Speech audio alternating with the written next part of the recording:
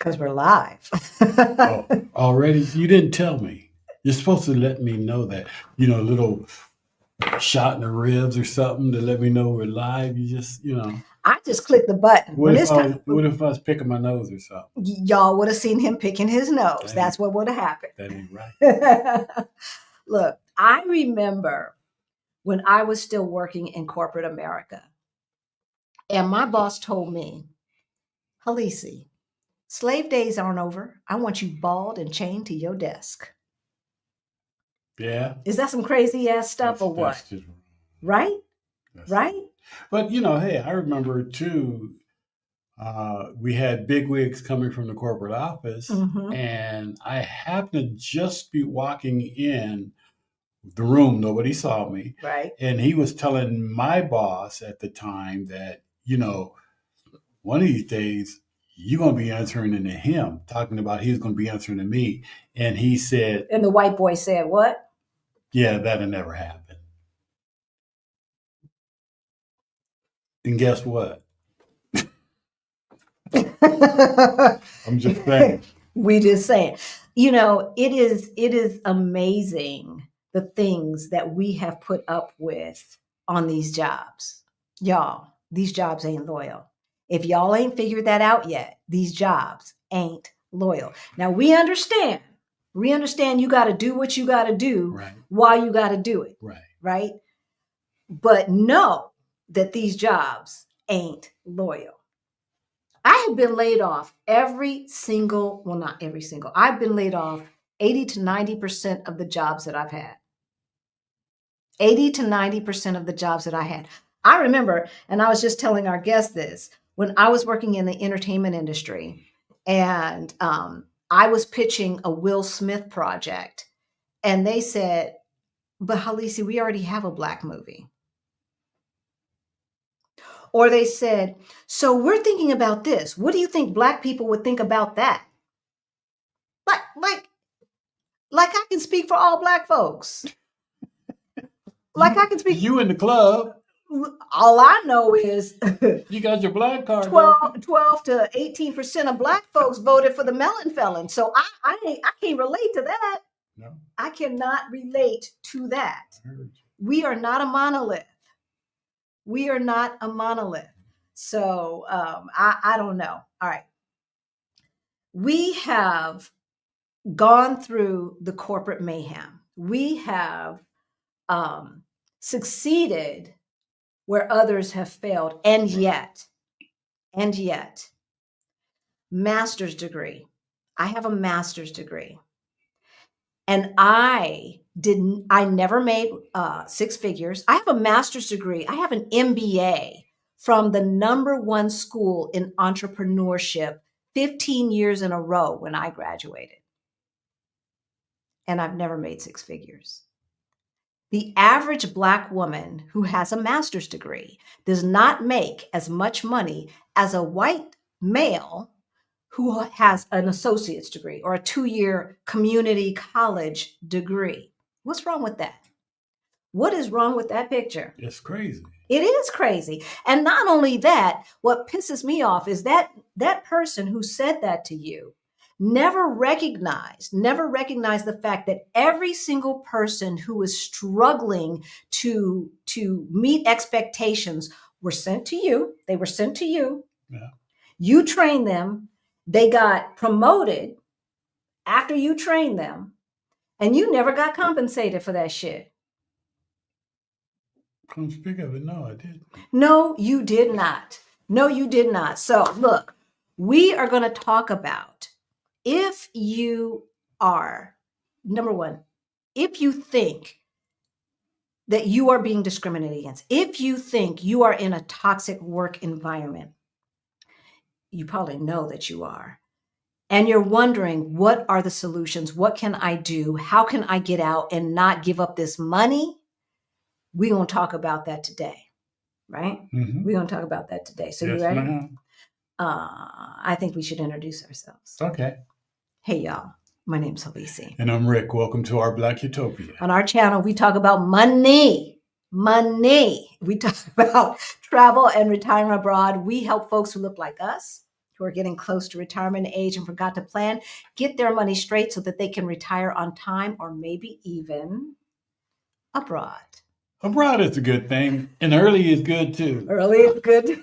All right, sweetheart. So what are we talking about today? Today we're talking about DEI elimination and making sure Black folks get their money.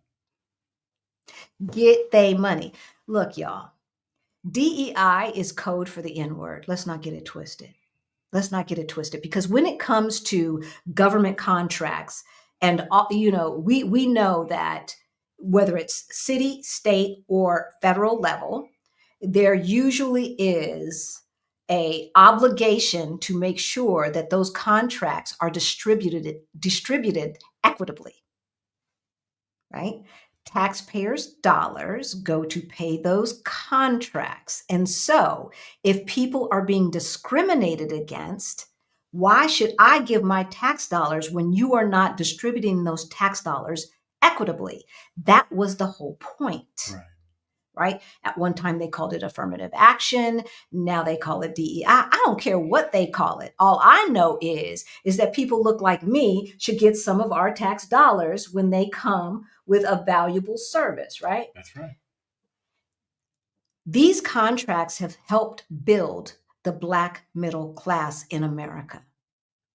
And so for all of you who believe that people who are unqualified, there's nobody in our chat, I know that. But all y'all in the comments, if you're watching from the future, hey, we know who you are. And some of y'all get it twisted. If you believe that DEI means that unqualified people get these contracts, you're sadly mistaken. If you believe that DEI means Black folks, you are sadly mistaken. It never did. It never did for affirmative action, and it didn't for DEI. The number one recipient are white females. The number two recipients are white males who are either have some kind of disability from serving in the military or they're veterans. Okay, let's not get it twisted. So these people who are so angry and think that they are getting that other people are getting something that they don't deserve, don't realize that they may be a DEI hire. So we're going to talk about that. But first, if you're new to our channel, you might not know that in 2018, Rick and I looked at our money. Did we look at our money? We looked at it. And it looked crazy. Crazy. But we got our financial act together and we went from negative 22,000 to over 1.1 million in net worth. If you need help with that, we have a course. It's called Beyond the Bling. If you are wondering how you can do that too, if you say that, oh, I'm 60 and it's too late. No, you're not. Never too late. It's never too late. It is never too late. We have a whole playlist on how to get your money straight. And also, we offer one-on-one coaching. Yes, we do. Right? So if any of that sounds interesting to you, please subscribe. Hit that like button. Thumbs up. And that notification bell so that you know every single time that we go live. All right. So who we talking to? We're going to talk to the Esquire. Esquire. Madam Esquire. What's her name? LATRICE. Yes. Bring her on. She's a graduate from USC Law. Yeah, USC Law School. All right, here we go. Hey, LATRICE, how are you? I'm well. How's it going, you two? We're good. You know, we do our thing. We do our thing. Happy Black History Month. Yes, it is February 2nd. And let me see, because first it's like we ain't celebrating, the Melon Felon said we ain't celebrating Black History Month. Then somebody got into his ear and now he put out an official memorandum and declaration and all of this other nonsense. You can't tell Black folks they can't celebrate Black History Month. Not at all. Not at all. That goes from February 1st to what? The 28th. No. December 31st. It's year round, baby. Yeah, the next one. On this channel, it's year round. Yeah. But it's so interesting to me because, you know, he is so full of SHIT. Mm-hmm. He is so full of SHIT. He don't care. Nope. He's like, he goes like, see what's the wind blowing? Oh. Oh, somebody's getting pissed off about that. I'm about to lose some money about that. Okay, let me put out a declaration. Come on. Yeah, no, he's a well-documented white supremacist. When you think about Central Park 5, it goes back even further. He wouldn't rent to black people. Like the like devil always tells on himself, and it's up to you to listen. And it sounds like a few of us didn't get the memo or didn't do our research on him, but he's never hidden his anti-black prejudice. So he has never hidden it. Nope. And it's really we're gonna get to the subject at hand, but it's really dismaying and sad that people who are so uninformed listen just to the headlines and believe they know some stuff. Yeah. Right? Believe they know some stuff. So, all right, why don't you introduce yourself, and then we're going to ask you about the legal definitions. How do you define workplace toxicity and discrimination from a legal standpoint? First, introduce yourself. Yes, I am LATRICE Palmerio. I am an attorney. I have a hashtag #BlackGirlMagicLwyr. Take out the vowels, whatever. I'm also a writer. I write scripts and screenplays. I'm also I'm a producer. I'm producing a project in Italy with some friends that I've made. But at root, I care about my people. I am a toxic job liberator. I am a toxic job survivor. I help Black people exit toxic jobs with a bag. I've done it several times. I normally, each bag is usually like a 6-figure bag, depends on what the facts are. And my clients use that money to start their own businesses, to move abroad, and to really obtain liberation. Here's the thing: Black people are inherently entrepreneurial, and a lot of us go into these jobs and we drink the Kool-Aid thinking this is the best I can do. This is all I can do. There is a whole world out there for you, only if you are willing to take those steps. So I help Black people obtain real like liberation, and I help them get money so they can live their lives with ease. I love it. I love it. I know because we've got a lot of commenters, and we're going to get to the legal definition in a second, but some people are risk averse. If you are risk averse and you are afraid of entrepreneurship, what you need to do while you are on that corporate job is save and invest until it hurts, so that your entrepreneurship endeavors do not have to be. You don't need that to live. Okay. And it's just an additive. And that's what Rick and I did. Well, we've always been entrepreneurs. And so we've always had a side hustle. Look, I ain't risk averse. I've been laid off of too many jobs, but some of us are, and we understand that. Yeah. And so what we suggest is that you get to a financial point where you've got enough runway to try this thing. Okay. You got enough runway to try this thing called entrepreneur, whether it's a side hustle or whatnot. Or maybe you making them kind of big bucks, and if you just saved more and stopped keeping up with the Joneses, you could just retire and just relax. I know some folks like that too, right? So one guy that we talked to was going to work 9 more years for an extra $1,000 a month in his pension. Yeah, no. I'm like, baby boy. We can teach you how to. We can show you how to make $1,000 a month. You can make more than that. Yeah, $1,000 a month working 2 hours a week. How about that? Right, like an hour a week. Right, like come on now. This is what I tell my clients. It's like, why not you give your creativity to these corporations that will replace you in a heartbeat if you drop dead. Well, Wells Fargo had to clean up a mess because someone died at their desk. Now, if that's you, do you think that they'll replace you tomorrow and not think twice? Why not save your own life by leaving this toxic environment that if it's not working for you, what you gonna do? Die young and leave nothing for your family? We have autonomy. We have freedom. We have the mind to leave. It's about us.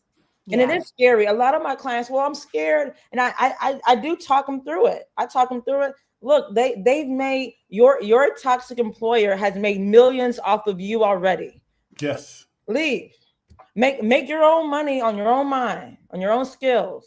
That part. And I tell you, I thank God for young millennials and the Gen Zers, because they don't put up with nothing. They ain't putting up with these 70-hour work weeks.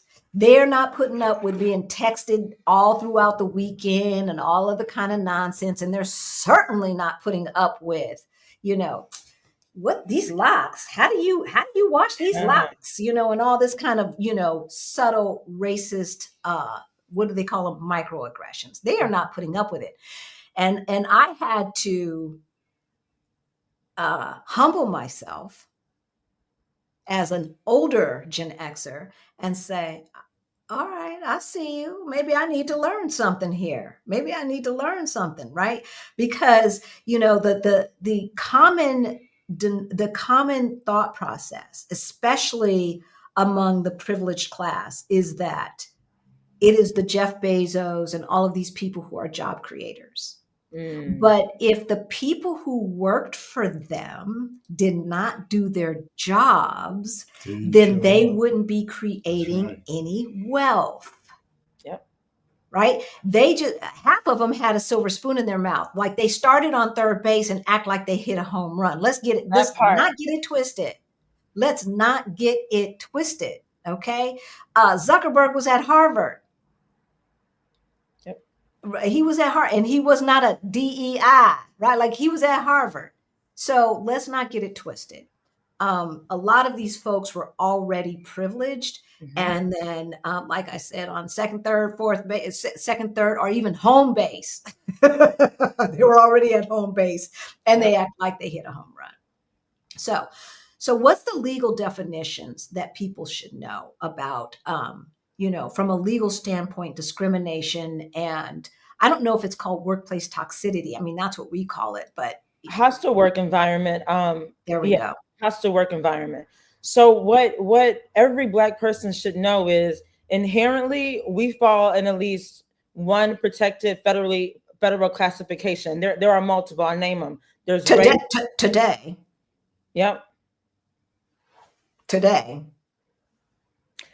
We say today, but there's like, look, he signed that stupid executive order, which actually doesn't have much weight. That really applied for like federal employees. Private sectors still have to abide by those rules. And I mean, like that's like, and let me ask you, how evil do you have to be to go back and like undo laws that were made in the 60s after the civil rights movement? Like that's just an evil person. But anyway, for now, Black people fall under race. If you're a Black woman, you have gender. If you're a member of the LGBTQ plus community, that's a characteristic. Disability is one. Age. So if you are a black man over 40, that's 2 federally protected classifications. That's more money and more clout you have when you are negotiating your exit. Black women over 40, you have gender, race, and age. Boom, boom, boom. All of the more classifications apply to you, the more you can advocate for more when you exit, the more like protection you have. So what a lawyer like me does is I like talk to people. If they choose to work with me, we come up with your facts. We like build your like chronology. It always starts at recruiting. You'll be surprised how many of us are offered lower salaries, even in the recruiting stage. And then fast forward 5 years down the line, you find out that the white girl next to you had a higher offer, and meaning that every bonus and every salary increase, you're starting at 2 separate places. So what does that mean? You have to talk to someone, make one white friend at work. They're not really your friend, but just get information out of them. How much is your salary? Oh, wow. What they told me the most that they can offer me was this. And it's normally a lie. So that there's normally, I help Black women and Black men get money that they were owed earlier in the game. And, so it's a process, but so far I've had great success and I love my work. I was at the law firm and I made the man some money. He made a lot of money off of me, but I want to take my top pedigree. I went to a top law school. I clerked for a federal judge. I know what I'm doing, and I'm using my skills to work in my sweet spot so I can help my people. So there's, by documenting everything, by saying, When I joined, they told me that they couldn't give me what I asked for. Normally they have it, they just don't want to give it to your black ass. So right. Definitely. Okay. Let's take a second here and say hello to the folks who are in the chat, because this is what they expect. Right, Ryder Skater? Thank you for coming on. Yes. Right, Allison Rowe. Hey, Allison. Oh, this was you. Oh, good. Thank you, sweetheart. Valerina. Hello. Hey. A. Lee. Oh, this seems like a new That's name. New. Tiana Forrest. Tiana Forrest. I'm so glad you two are going live. We go live every Sunday Sunday at 3:30 Eastern time and every other Thursday at 5 o'clock Eastern time. So we're glad that you are with us, Tiana. Michelle Lynn Thompson, how are you? Hey, Vanessa, good to see you. Travel Artistry by VR. We've got Tanya in the house. Hey, Tanya. The ABX girl. This is another new name, One Dynamic Kenny. Hello, all. Hope you are awesome this week. Having an awesome week. Look, every week in Portugal is an awesome week. we took a walk before this and took a nice long walk. Right, looked at the river, the water views, and everything, and the old architecture. I feel so incredibly blessed. So incredibly blessed. So, Michelle. Hey there, how are you? Shanora is in the house. Ailey, okay, this is a question, so I'm going to save that for later. Vicky is in the house. Hey, Vicky. Crystal Flame, Action VJ. Here's Action another VJ. name. Here's another new name. Mattia Dizzard. Hey, how are you? Welcome. Hey, Vicky, good to see you. Marguerite. Hey, I'm glad you're here. CK, Pinky, Girl, be gone. Phyllis, you're going to see us in June. Yay, I cannot wait. Right. So for those of you who don't know, we are doing our next meetup is June 16th and 17th. That's Juneteenth weekend or week. And information is in the description below. Early bird tickets are on sale. We're going to have fun. It's a 2-day event. We are going to have a blast here in Lisbon, Portugal. Hey, Isan One, Martin, Maritin Martin. Jets with B? Hey, did I say that right? Jet Set with B. Oh, Jet Set. All right, Jet Set. I ain't mad at you. Hey, Crystal, Laura, F, Abdur Rahman. Whoa, that's unreal. So you had to deal with that, Halisi. I'm telling you. I'm telling you. Look, I did not have Latrice by my side, but let me tell you, I got my severance when it was time to go. Right. I got my severance. And this was the entertainment industry. They don't really do that because they think that the door is this, especially back in the day, the door is this narrow and there's this many people coming through. But other people heard him say it. Other people. And I just sat there and I was like, Hey, Lightwear Weaver. Good to see you. Travel Girl, CK, Brandon, the Luxury Bucket List. We love you guys. Killer Queen is in the house. Killer Queen. Marcus Allen, Diane, we love you all. We love you all so much. All right. So we have talked about the legal definitions and y'all know the drill. Why do I have this up? I'm sorry, y'all. I've got my Spanish Portuguese cheat sheet up. So let me take that down. Y'all know the drill. If you have a question or comment that you would like us to put on screen, put a Q in front of it so that I don't miss it, because we have a brilliant community that helps each other out. That's what we do here on Our Black. Ain't nobody coming to see you, Otis. Ain't nobody coming to see you, Otis. I haven't seen you in a while. No, welcome they back. were there. Wasn't they there Thursday? Were they there Thursday? Yes, I believe okay. So. All right. I love it. We just think that day was so friggin' hilarious. I keep running across that clip. From the movie. Yeah, and it cracks every time I watch it like 4 or 5 times, and I think of Ain't Nobody Come to See You, Otis. At Raw and Spicy Jamaican. I like that name. All right. So let's get back to the discussion. Signs of discrimination. What specific patterns, behaviors, practices should we be aware of? What should we be looking at? Because especially for those of us who are of a certain age, if we're over 40, some of this SHIT we're just used to. Right. right? We just like, it's okay, this is just Tuesday. Here we go. Here goes Karen doing what she do. Yeah. And we just like, this is just something that we have to put up with. Right. So what should we be looking for? So you really want to look for desperate treatment. And that's the like legal term for being treated differently because of your protected class. Now, I named them earlier, right? Now, Rick, I'm going to use you as an example. It sounds like you were asked to train some people, but you weren't compensated for that training. Is that right?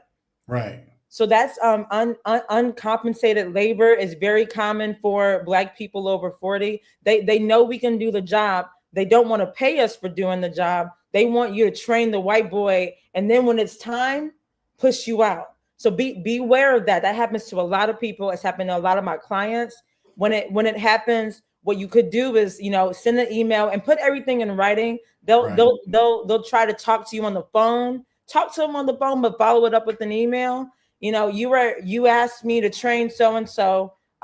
Is it possible for me to be compensated for this? I appreciate this work, blah blah blah. But I guess it's sad because they don't think that we will advocate for ourselves, but we have to start doing it. It's the only way that we don't get taken advantage of. Yeah, and a lot of times you think that, or people think that it's part of their job. Well, because I've been here longer, so they want me to show him the ropes and stuff like that. Now, he didn't train people who became his boss. So No, because I would not have let him put up with that SHI. I pretty much was training people that they were ready to kick out of the company. They were like, if you can't, last chance romance. If you can't help them, they're gone. Yep. Yeah. Right. But so he would bring them up from, not every single person that he trained, but a good many of them.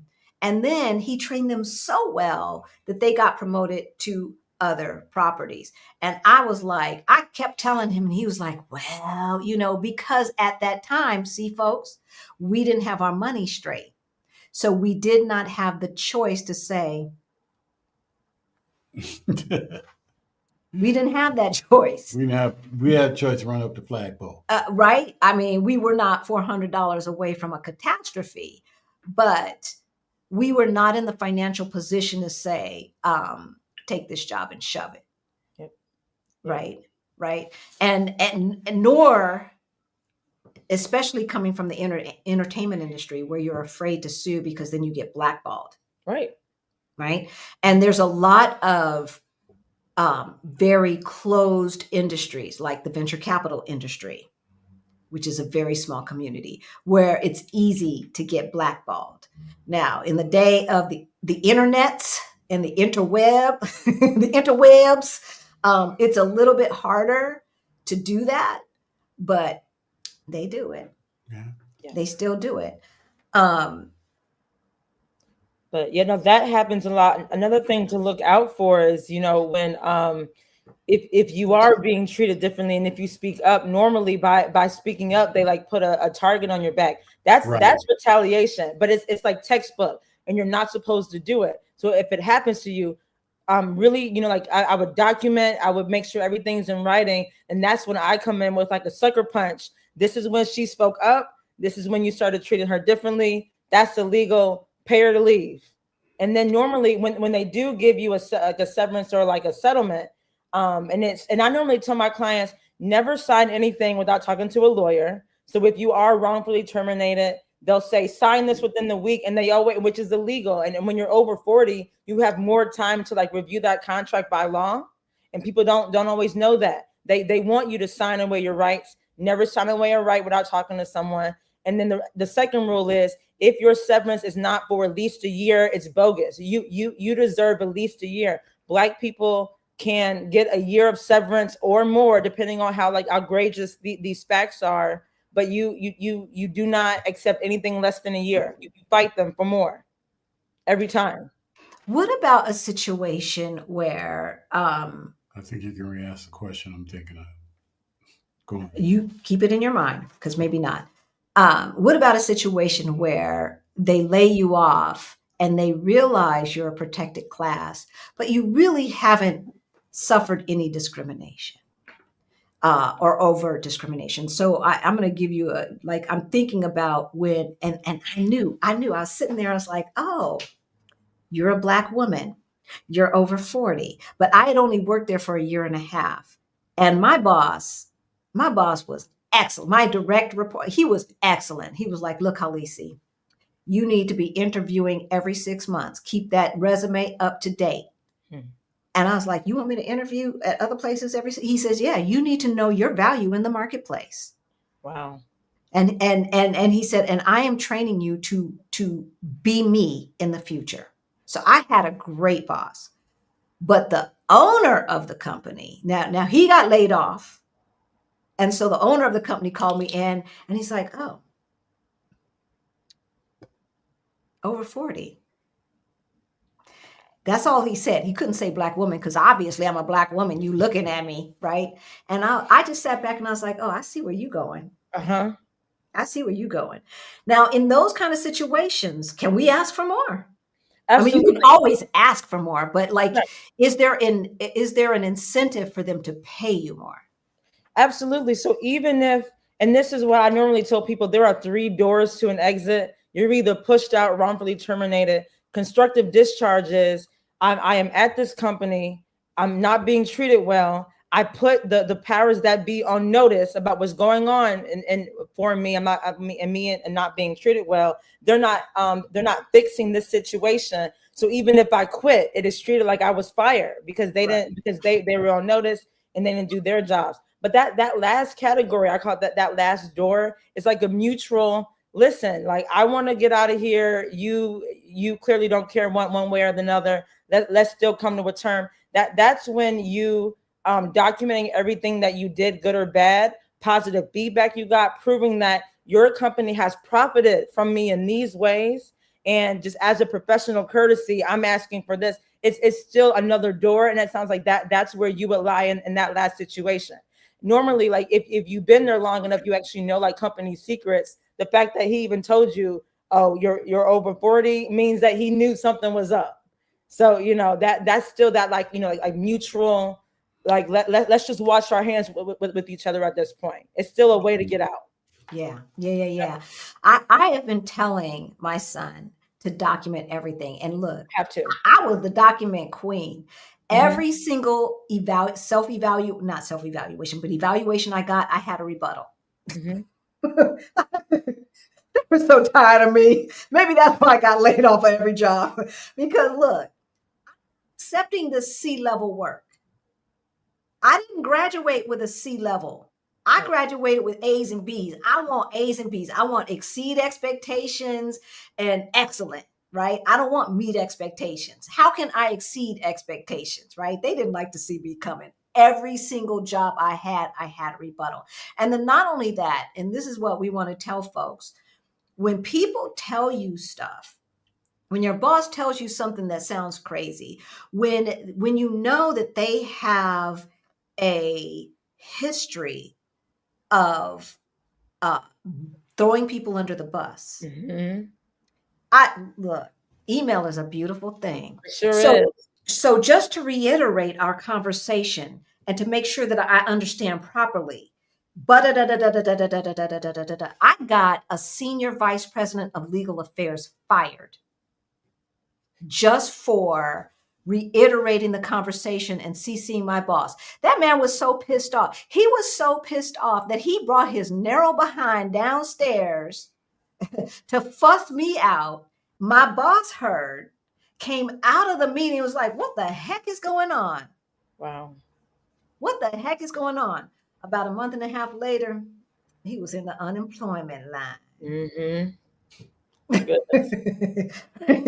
he was in the unemployment line.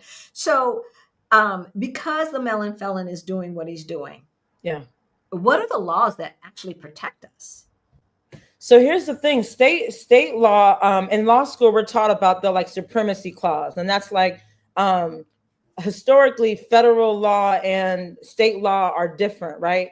And they are treated. So we do separate those. But normally, when one is hostile, that's when the other one checks the other one. So having a hostile federal government like echoes the like 1950s and 60s, but that's when like state laws can really step in. But still, like though, like the like EEOC is still in effect and it's still there. I think he will eventually. He might try to like dismantle it, but for now, it is still a law of the land. So that the federal law trumps, and I hate using that word in that way right now, but you know what I mean. But Yeah. it's still law of the land, and I know. So not every and about hair, I know you talked about hair a little bit. Some states have crown acts, others don't. And it just depends on where it is. And I think if like Kamala had won like she was supposed to, I think they cheated. I think there was some like voter suppression and blah blah blah. But I No, think we don't think. We know. yeah, We know. yeah, exactly. But if that were federal law, it would have been law of the land. But a lot of states have it. So, and if you're not sure if your state has one, Google it. It'll tell you.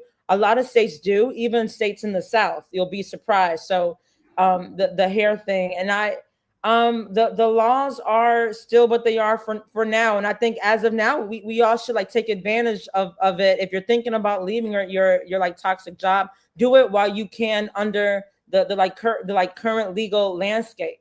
That's what I would tell people. I wanted to say something about evaluations because you mentioned it.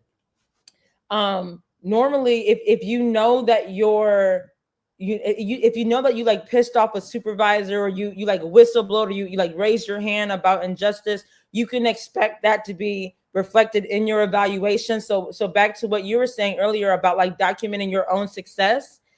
Because if you don't, they will totally try to flip the script on you and then use that as a way to push you out. So evaluations can be used and can be like a abuse of power when you speak up. So just be careful. That's why I write a rebuttal. Yep. Because I know I exceed expectations every single time. Mm-hmm. Yeah, and that's kind of what I was thinking too. It's what if it's you haven't done anything wrong, but they're trying to do some disciplinary action and get you to sign papers saying that you did this or you didn't do this, or how do you protect yourself from that, even if you weren't wrong and it's their words against yours. Yeah, Good question. definitely don't sign anything without talking. And they know that. I think they like try to scare you by pushing paperwork in your face and say, okay, well, thank you for this. If you don't mind, I would like to read this outside of the office and I can really process it. And you don't have to even tell them that you want to talk to an attorney. You know in the back of your mind that you will, but just say, I would like to spend some time on this. I'm not sure what this is about.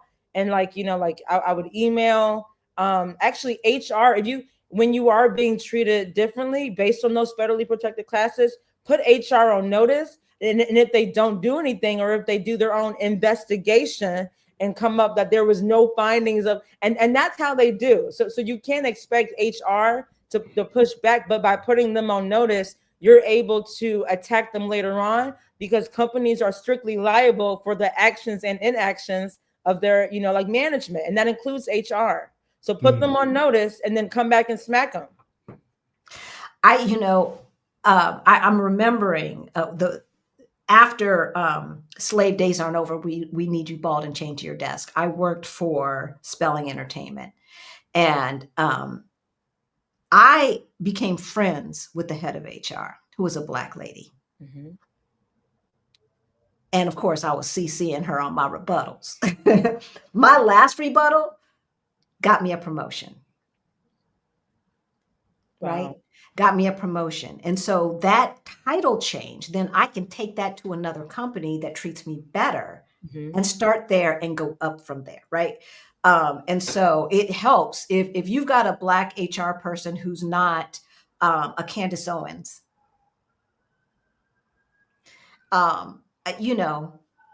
take her out to lunch, take her for coffee, talk to her, ask her what's what, right? And she loved her some Halisi, and she knew that I was doing my job and I was doing it well. There was an incident where the stupid IT people gave me access to the whole system. I saw everybody's pay.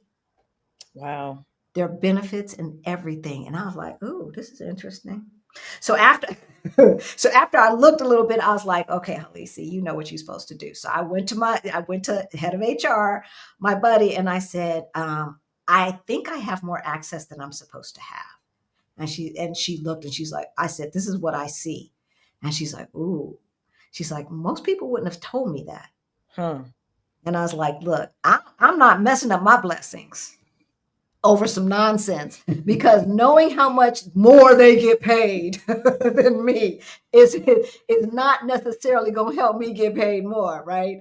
Yeah. And so little things like that to Yep. show that you are a person of integrity can endear you to the people who, if they have good conscience, right?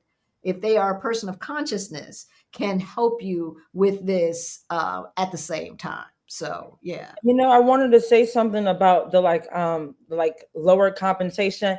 I think it's a reflection of America's lack of they don't see value in Black work, or not to the point where they want to compensate us for us. That's not true. They know we're valuable. They just don't want to pay us for our value. That's which is a reflection of, like, you know, like chattel slavery again, like not giving Black people what they owe. I think they think that we don't know any better, I and that we'll go for the Mhm. okie doke, Yeah. right? You like if a lot of times if you're bringing that much value, they're like, all right, well, I'll pay, right? But it's like, let me see what I can get away with, because they don't know, they ain't got the network to see this, that, and the other, and a lot of times we don't have that network, Mm-hmm. right? Yeah.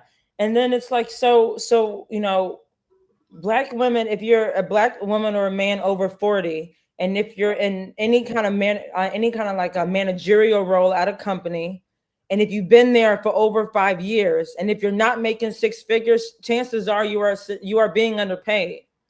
Like that's like there's a lot of us, and the way to again, like talking to someone to find out how much similarly situated people are making, you'll be surprised. It happens across industries, sectors, really, you like name it. Yep.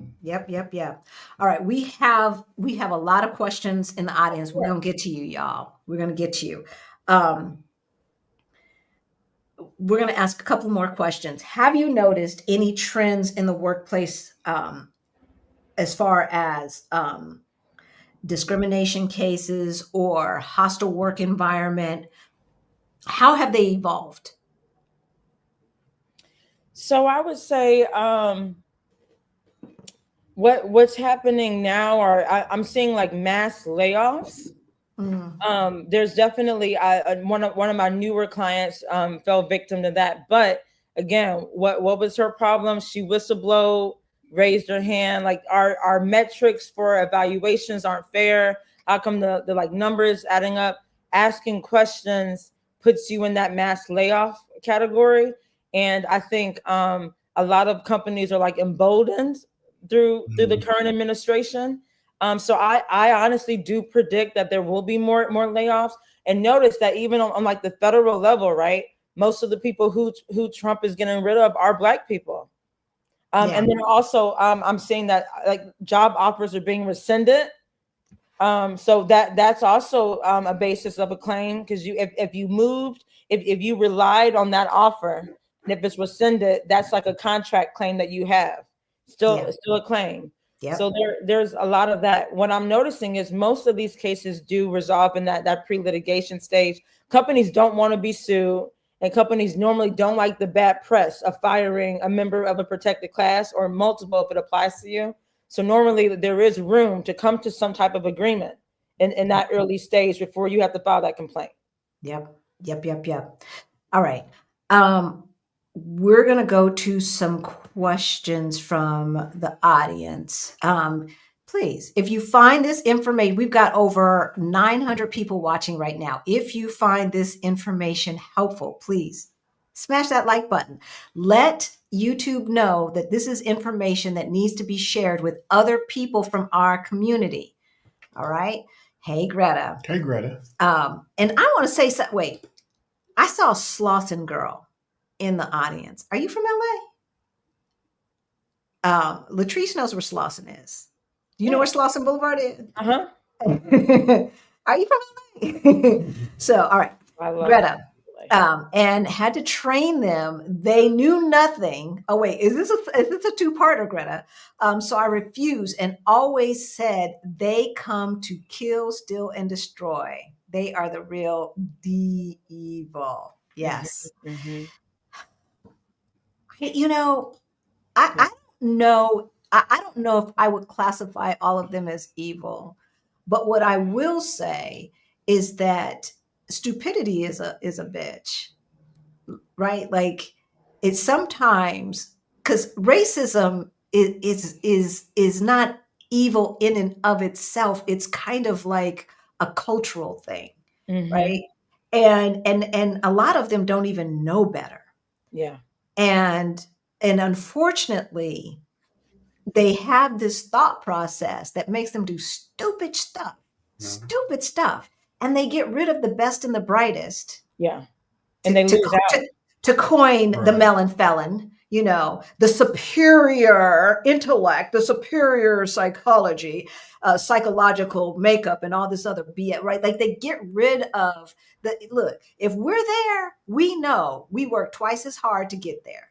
3 Mhm. times, 4 times, 5 times as hard to get there, right? So if we're there, we are the best. Yeah. We are the best. We know And that. here's what I want to say on that too. Notice that those who can't compete must cheat. I'm gonna say that again. Those Who can't, must compete must cheat. they can't compete with Black people when that playing field is even, they lose. So what They do they do? lose. Keep the They playing field uneven. When Keep I was in people out of the venture room. capital, right? When I was in venture capital, we would have regional meetings. Why was I the only Black person in the room? Why was I the only Black person in the room? And I know that they had interviewed like 20, 30 people before they hired me. Mm-hmm. And they had to find a headhunter to find me. And yet, I got an evaluation that basically said, in staff meetings, I am to be seen and not heard. Oh my goodness. Ew. They paid for my grad school directly on top of my salary. Right? All right. CK says, what are the current options for discrimination recourse? Weren't the recourse options gutted last week? So isn't discrimination now lawful again? So the options are kind of what I do. I try to iron out. I help you build your case. We make an offer to your employer. We try to come to this neutral pre-litigation agreement. If you have to move forward with the lawsuit, you do. Most over 75% of lawsuits still end up settling. And the answer to the second question is no. Like that executive order, if you pay attention to it, only apply it to like federal employees. Corporations still have to abide by the like EEOC's rules on discrimination. So all of those like federally protected classes that I talked about still apply, and you still can you still have recourse there. And that okay. I can't remember who just asked. Was that Greta? Who? CK. I think that was CK. better. CK. No, it's CK. See, we've got a lot of people who are part of the family. CK is one of them. And so sometimes I forget. Look, you can still sue the government. What Sure. he did was get rid of DEI. In other words, those are hiring practices. Mm-hmm. That has nothing to do with your treatment on the job and your potential to get advancement, right? Like those are two separate things. He never said that discrimination is legal. What he said was, we are not going to hire based upon diversity, equity, and inclusion. We are not going to give you we're not going to go ahead and seek out and try to do outreach to communities that have been underrepresented and or discriminated against today and in the past. Right. And any That, attempt that he has can do, right, like that has nothing to do with if your federal boss is literally treating you differently than the same person of the same and now when I say class, I mean like A3, 2, 3 and all this stuff that the government labels stuff as. Yeah. And then think about it, even if he were to try to do that, and I know like that it'll get challenged so quick. Those rules have been established since the 60s. You can't like, you know, that's going to be a long, hard fight for him to do. No one has that type of power anyway, like that, you know, not even a orange, you know, child with a pen. So that's, yeah, not. You're being too nice. You're being too nice. All right, Pinky, they get angry because they don't know what these programs really are about. They don't realize that they also benefit. No, they don't, because they're ignorant and stupid. Yeah. Pinky, we know that they are stupid, and there is nothing more dangerous than a stupid person with power. Yep. And they don't want anybody, black or brown, to benefit, so they tear it down. That part. That part. I wanted to say, listen, do you know who's not complaining about DEI? White elite. Rich white elite aren't the ones complaining about DEI. They're not the ones who, because they're the ones who see us like, oh, well, we want your ideas. They know that like diversity is profitable, and it is proven by like stats, and people who study who study like, you know, like economics know that like having a like plethora of ideas in the room is better for business. Echo chamber thinking is bad for business. And they teach that in business school, and they still do.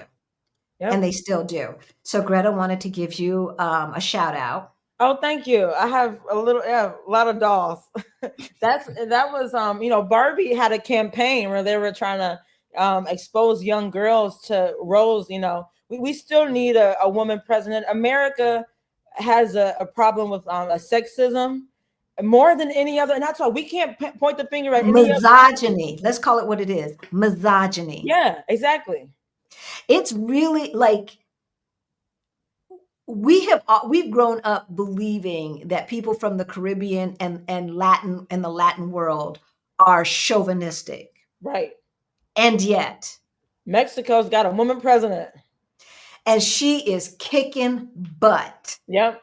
Like the things that I have seen that she has done so far, I'm like, all right, girl, you go. Go ahead. You go. All right. Nichelle, hey, Nichelle, I really believe it's time that these businesses felt the drain from the dollars we aren't spending with them for an extended period of time, not just this year. Yeah.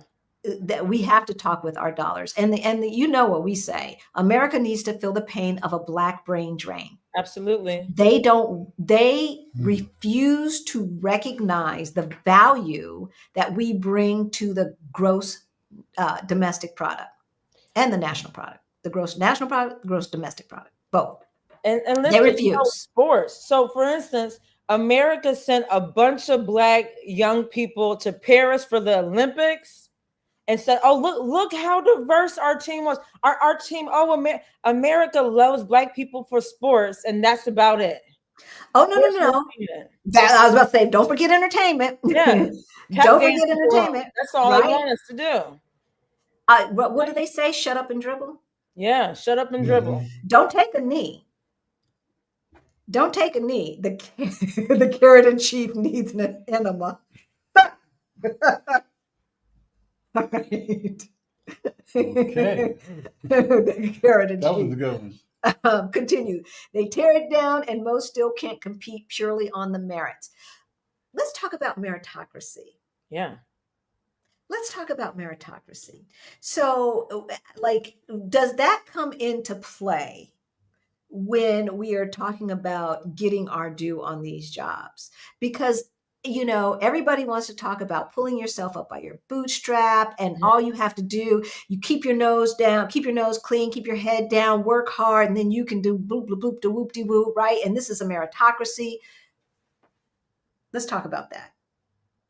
So here's the thing. When you look at the resume of a black person in corporate America, I'm sure their resume is better than most of the white people in the room. And I'll give you, I am a living example of that. When I was at my two firms, again, you know, I said it earlier, I went to USC, that's the top 20 law school. I clerked for a federal judge. Only 3% of black women lawyers do that. So when I started at my firm, there were a plethora of white people who did not share my pedigree, who were intimidated by me, and every like idea I had, every like legal defense that they didn't think about that I did, put a target on my back. So when a Black person is in that space, chances are their resume shits on everyone else's in that room. So it's never been about merit. Because think about it, white people don't care about merit. That's why nepotism is so heavily in their communities. My last law firm, the name partner had his children working there, and they didn't go to top 20 law schools. They went to the crappy one next door. So that part. So speaking back to the venture capital firm, they had the audacity to say that in order to be a partner at the venture capital firm, one, that you had to because venture capital in those days was all about technology, and it probably still is. And so, that's a whole nother subject matter. But so that you had to be in undergrad, you had to be an engineer. And then for graduate school, you had to go to an Ivy League school. My boss went to DU. Who's heard of DU? Do you even know what DU is, Latrice? Like crickets. Yeah. Crickets. It's the University of Denver. Okay. Now, it is a very expensive private school. It ain't no USC. Like if you wanted to put USC as an Ivy, like a West Coast Ivy League school, like the United States, everybody knows who the USC is. Who knows what DU is? Why did homeboy go to Austin? University of Texas, Austin. Is that an Ivy League school? Is that an Ivy League school? Right? Like, I mean, the rules are different for them. Thank you. The rules are different. I mean, thank you. Pete Nazi tattoo guy, it's never when it's white, it's all white. What did Chris Rock say? When it's all white, it's all right.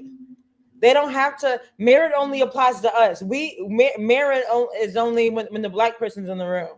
That's the real merit.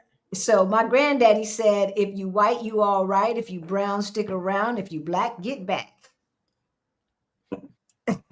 and I think the Latinos bought that. Yeah. Well, they're messing around and finding out, aren't they? FAFO. Yeah. FAFO, Wanted to be close to whiteness that bad. And then you find out you're not so white after all, are you? Right? Unless you present as white, maybe, and you don't have Rodriguez or something as your last name. Yeah, right? And you don't speak Spanish because they're supporting people speaking Spanish. Yeah, I actually in Colorado, I had a lot of Latino friends who did not. I spoke more Spanish than they spoke. And I was like, what the? Because I come from California. I'm like, what the hell? What do you mean you don't speak Spanish? And then they told me, like, look, they got punished in school back in the day. Wow. And of course, all of those folks voted the right way.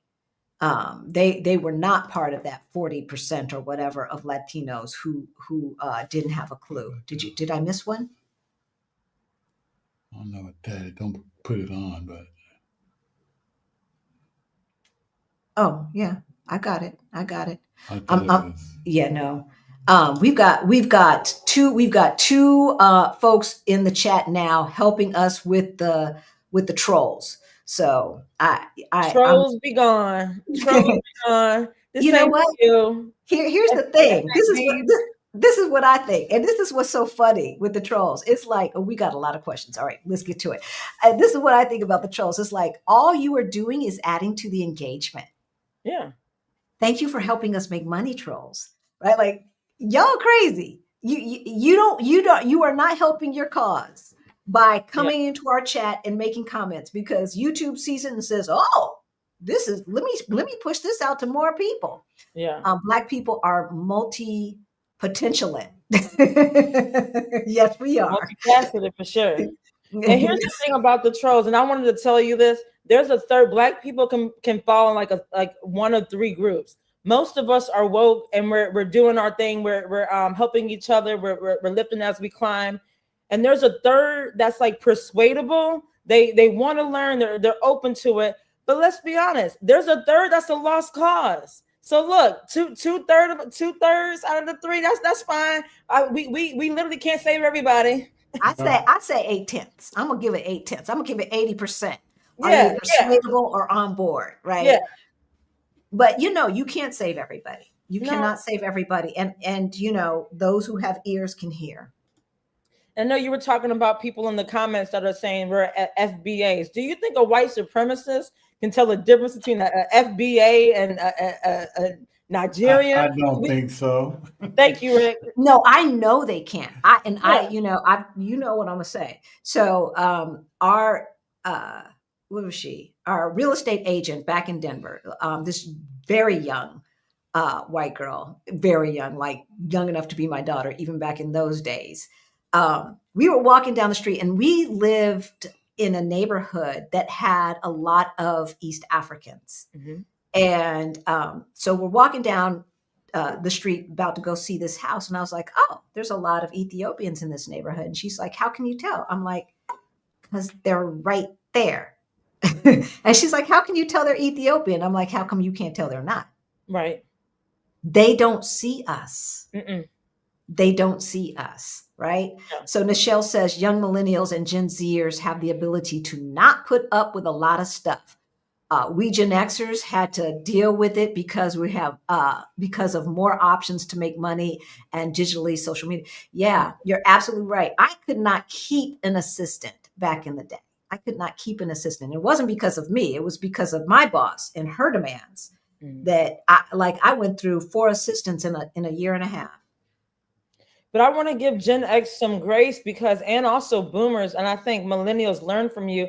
My mom was a school teacher for like Cleveland Public Schools. I saw how stressed out work was for her, and she expired early. My mom died at 53. And for me, I'm like, I'll be damned if I let a job kill me. Right. Right. I mean, my mom was back in the day, they told her, and she is very, very fair, very fair. Like she could pass fair, straight hair fair. But she wasn't going for that because my family don't go for that. She's Sister Soldier, right? Yep. As soon as she opened her mouth, it's like, oh, you either Cajun or you Black. Mm-hmm. And they told her there's no way you're going to ever be a secretary. A secretary. Wow. A secretary with college education. So she had to go work for the Urban League. But once she got to the entertainment industry and worked for Norman Lear, who did Good Times and all of that stuff, all bets were off. There's a few of our white allies who recognize who we are and compensate us appropriately. And Norman Lear was one of those people. Ailey, can a person who was arrested for a DV a couple of decades ago still apply for residency? Ailey, now are we talking about residency in Portugal right now? I don't know what a DV is, first of all, baby. I think I know, yeah. What's a DV? Domestic violence, I think. Oh, well, if it's, yes. Had I read it before, that might be a question for like an immigration lawyer, but I also think there is the longer removed from the incident you are, the better for you historically. Yeah. So, off topic, Ailey, and had I read it before, I would have saved it until the end. But I will just tell you that I do know people who have gotten approved here in Portugal who have a felony on their record from back when they were a kid. And when I say kid, that means 18 to 25 or so. There are some places that do not require an FBI background check, like Mexico. So you might want to check that out. Hopefully you were not guilty. But then again, too, you got to remember you're not in the United States. You're in a foreign land, and they make the rules. They make the rules. And that could stop you, or all you can do is check. Yeah. Talk to an immigration lawyer, the more help you have. There's people that help out with the more, like I call them like sticky facts. anything that might need a little more help, you can just talk to someone who does immigration law. Yeah. And it's different for every country, Lee. So here in Portugal, I would talk to an immigration person first before you even think about applying, because there are too many hoops to jump through to move to Portugal for you to be spending that money just to get a no. Like, you have to have a 1-year lease before you even apply. That means you've got to put down 2 months deposit and, you know, first month's rent and all this other stuff, right? And have insurance and all of this stuff. Moving to Portugal is cut and dry, but it's not inexpensive. You got to really want to move here these days. Okay. So there's some countries that will not require a background check. And, but I would talk to an immigration person before I start spending money trying to get that approved. All right. Michelle, if I had a digital social media option available today in the early 1990s, I would be in a different place in my life. Gen X didn't, right? Put up with the BS for nothing, for the most part, right? Seriously. And that's what I tell my son, is like, dude, there's too many ways to make money today. You do not have to put up with this stuff. We just started our side hustle challenge. If you didn't get in this time, you need to go down and get on our mailing list so that you can get in on the next time. We are going to do it again, probably in the summertime. And you can replace your income, or you will realize that if you move out of the United States, you need less money. Rick and I live off of $2,700 to $3,000 per month. So if you're consulting, that's less people you got to consult with, right? That's less work that you have to do. Like, the average person who is watching us is over 40, and y'all can make $2,400 to $3,000 a month in your sleep. In your sleep. I mean, what is that? Like, that's not even $20 an hour, I don't think. I don't know what that is. You got your phone. Yeah. I was so radical at my job when I was at Credit Suisse. I had my boss fired at Credit Suisse, and the attorneys wanted to know who wrote my letter. I was just like I was not supposed to be educated enough to go toe to toe. See how they do? They don't think the world of us. So why not use that to our advantage? Let's use that to our advantage. You underestimate me. Go ahead, keep on, and right. I'm gonna surprise you. I got something for you. Exactly. So $3,000 a month is $25 an hour. I remember when I took our contractors to court, who had done our house and the porch and this and that. And 3 months later, the porch was looking like this. It was leaning all to the side and stuff. I took them to court, and at first, they got a corporation, so I had to sue the corporation. I went in there. I pierced that corporate veil. Yep, that's awesome. And sued them directly. And so the judge asked me. He's like, so, because this was small claims, because it was a porch. Yeah. Are you an attorney? I said, no, baby, I'm a Black woman. Yeah. I'm a Black woman. No, I'm not an attorney. I ain't gone to no law school. I have not taken a law class. Yeah, I hadn't even gone to business school where I had business law class, right? At that point. I got Google. And this was in the early 2000s, so it was slow Google. They said all of this DEI and other stuff are just distractions for them stealing our money. Yep. That colonizer, I call him the apartheid king, Elon Musk, already has access to the treasury. Yep. That's gross.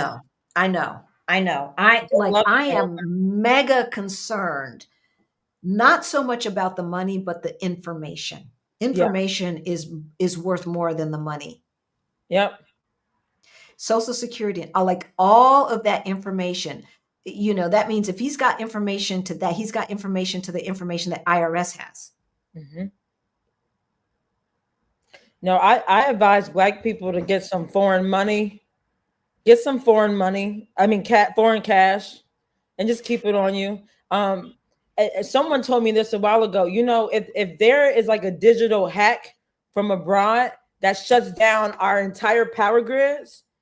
And if you don't have cash on you, you don't have any money. Okay.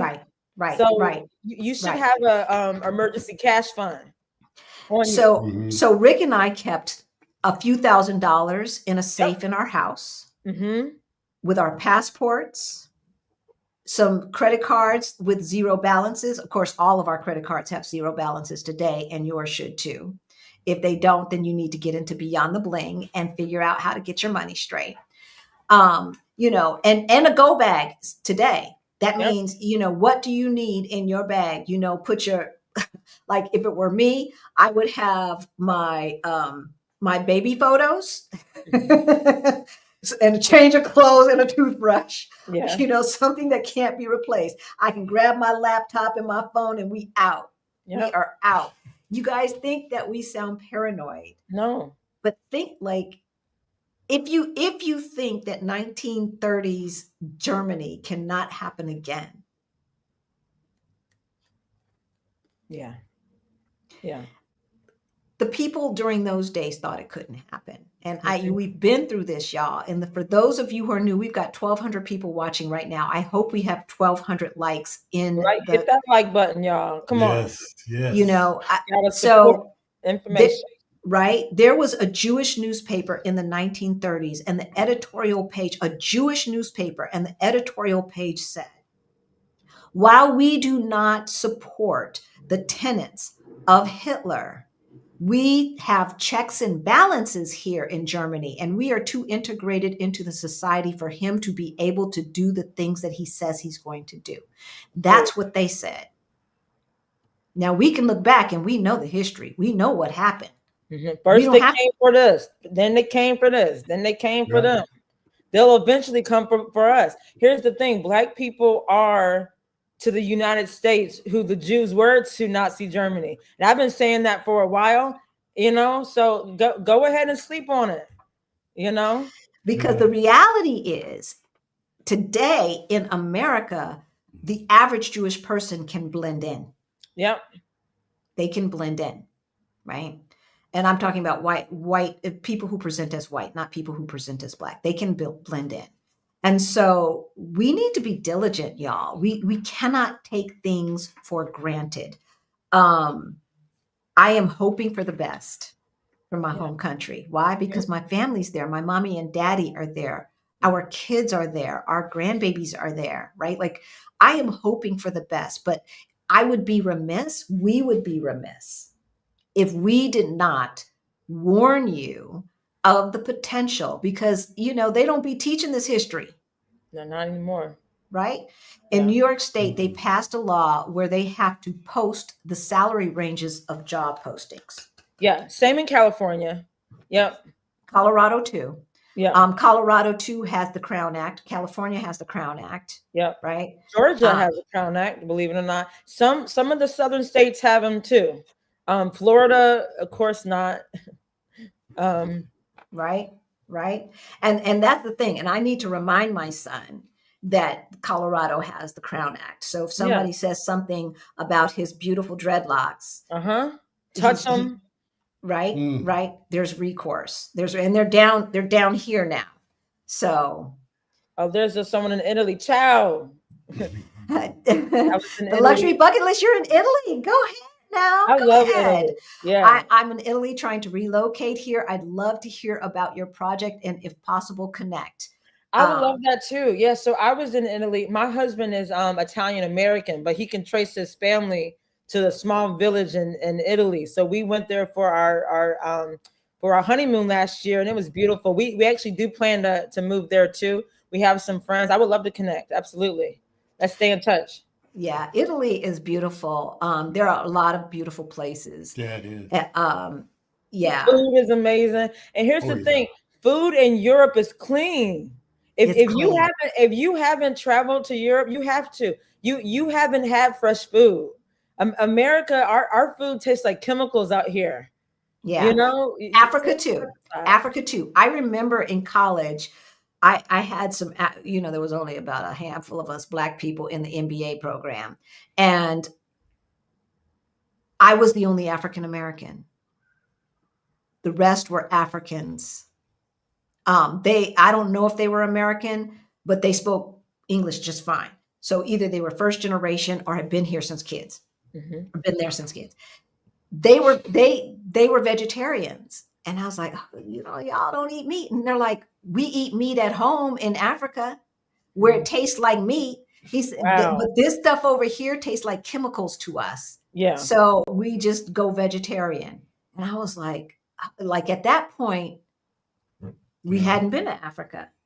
No, we didn't go till, we didn't. It was my graduate class senior project that sent me to Africa, actually. So, so at that point I hadn't been to Africa. And then once we went, I was like, oh, I see what you mean. Yeah. Can one who is salaried request additional compensation for training others? Oh, that's a good question. Absolutely. And especially if you can demonstrate that your training is linked to company profits, it definitely make the argument, but for your training, they would be out a few thousand whatever dollars, like attaching your work to like profitability. And that's the word. White people love that word, profitable. Are you profitable? Profitable, but like that's speak their language to like get what you need. Look, and when I would write those rebuttals to the evaluations, I would always tie it to the value that I brought. Yeah, I saved the company money by transitioning this service to that service, which is more efficient and saved us X amount of dollars. And you're saying I'm just meeting expectations when that isn't even part of my job. Yep. Control the narrative. It's funny, like, and I know one of the things that's disheartening for me when I'm doing this work is seeing how disappointed my clients are when they find out that their companies are rewriting history to back up their discrimination, their narrative. And it's just like you like can't be surprised. It's some companies would rather lie on you than tell the truth because they don't want to do right. It's dirty is the default. I did a YouTube video on that. If they can get away with it, they will. They'll at least try. Right. They'll try. Oh, and at the venture capital firm, they certainly tried. Them white girls, they were out for me. I was the only person of color in the room, in the firm. And they said, she's always rolling her eyes and this, that, and the other. No policing. You'll be surprised how Black employees are overly policed more than now. Meanwhile, the white boy down the hall can make the most inappropriate comments about women's bodies. I had one of my associate colleagues talk about a woman's breast in front of me. I'm like, I could never be this disgusting at work. I can never be that bold, but they get away with a lot. Right. And I was like, you mean the person, the high school dropout said, and you're having her review me? Wait, what? Like that was okay. Hey, Allison, I'm going to mention on my review that I am training the new girl who has a higher title than I do after I've been. First of all, Allison, why are you training her?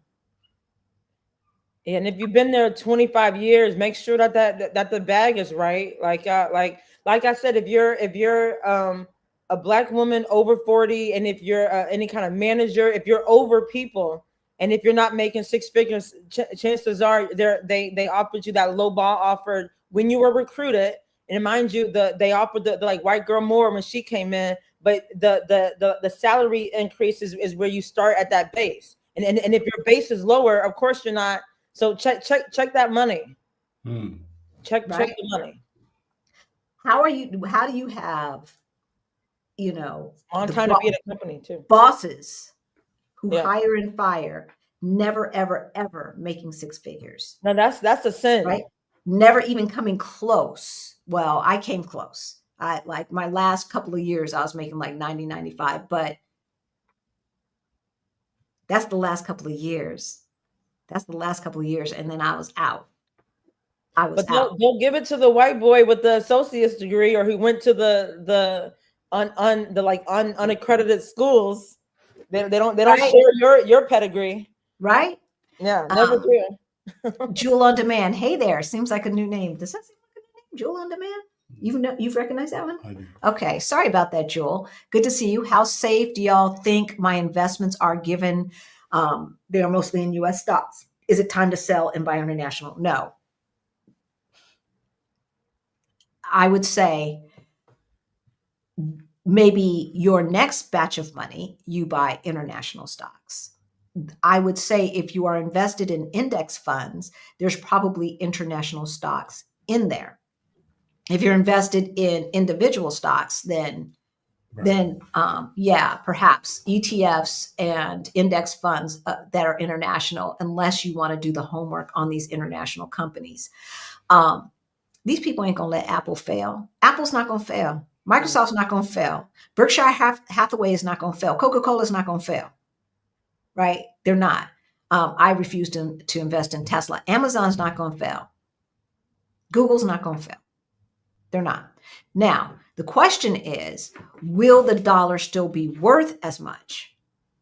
That is the question. And so what we're going to be researching is there an opportunity that when you sell in euros, you sell in another, you don't have to sell in dollars. Right? So that's the question. And that's what we're looking at right now. But for the foreseeable future, I think we are okay. When I say for like the next year, I think we've got about a year until either they're going to cut his off or we're going to go boom. Yeah. And I don't think these billionaires are going to let it go boom.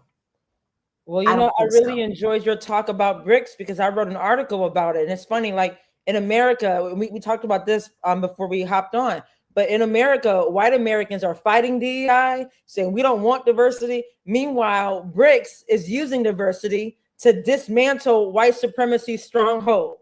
So yeah, they are. Right. And don't get it twisted. We are not encouraging people to necessarily move to Russia or China. Yeah. I am not saying that I like the politics of Russia. No, or China for that matter, I don't know enough about China. Because I know what Europe has done to it and America has done to it in the past. And a lot of what we're dealing with now in China is a overcorrection of them pouring in opium and basically drugging the whole country, right? And so I'm not as critical now. The individual tourists get on my damn nerves. Yeah. Right. And their lack of exposure to folks who don't look like us gets on my nerves. Same. But that does not affect me individually. The tourists do. But I cannot be as critical because I know what they have gone through at the hands of potential colonizers. So I'm going to give them a little bit of a break. And I really have not studied the politics. Now, as far as just only allowing one kid and stuff like that, I think they learned their lesson. Oh, for sure. Like you need to look at corporate, that was the wrong incentive. Yep. Like you didn't incentivize that right. You could have done something, just say one kid. And if it's, I don't know, but like there was a different way to handle that problem. And that was kind of stupid. But I tell you one thing, like I was pissed off at China when it looked like they were just buying up all of Africa. But now as I have done more research, it doesn't look like in every instance that they're just buying up the continent. They are filling the gap and they are investing in partnerships. Yeah. Even with governments who have not been formally inducted or joined BRICS. Yeah. We've been doing our research. And so I'm going to continue to do research. We're going to continue to do research. But right now, but we ain't talking about moving to any of them countries. We're talking about making that money so that you can have a choice. Folks from the diaspora can have a choice because we have been through a lot. I was retaliated against, but they pushed out the one who did it. I was so ready to go. And you still should go. You could reach out to me. There's a link to my calendar. Let's talk. 25 years is a long time to be at a company that you're not happy at. And the longer that you're there, the more you can ask in severance. Exactly. And I'm telling you, like, I wish they would try to tell me to train my boss. Even like I'm kind of a pseudo millennial. I'm gonna have to say, because even back in the day when I was like in my 20s, that would not have flown. That would not have flown. I just did not put up with it. And maybe some people called me entitled, but it was like it wasn't entitlement because I earned it. Yeah. Right. And maybe white people may have thought that I looked entitled because but I'm standing up for myself and I know my worth and I'm not putting up with this. Retaliation now I did put up with a lot more than millennials do.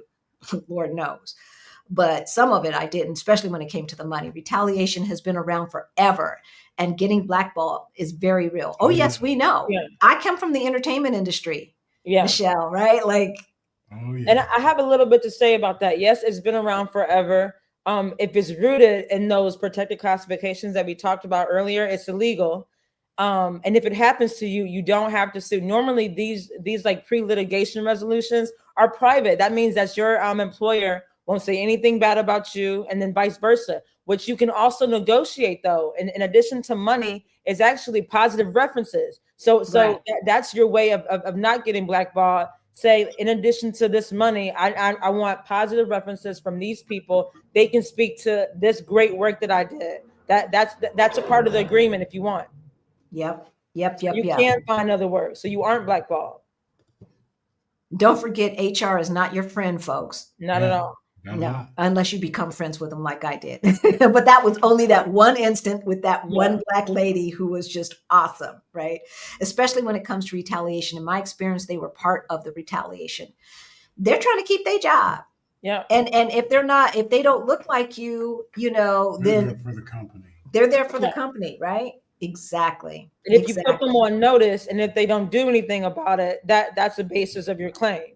So most of the time in what I do, they are a part of the equation, but you use them as a pawn for what you need, and that's about it. Exactly.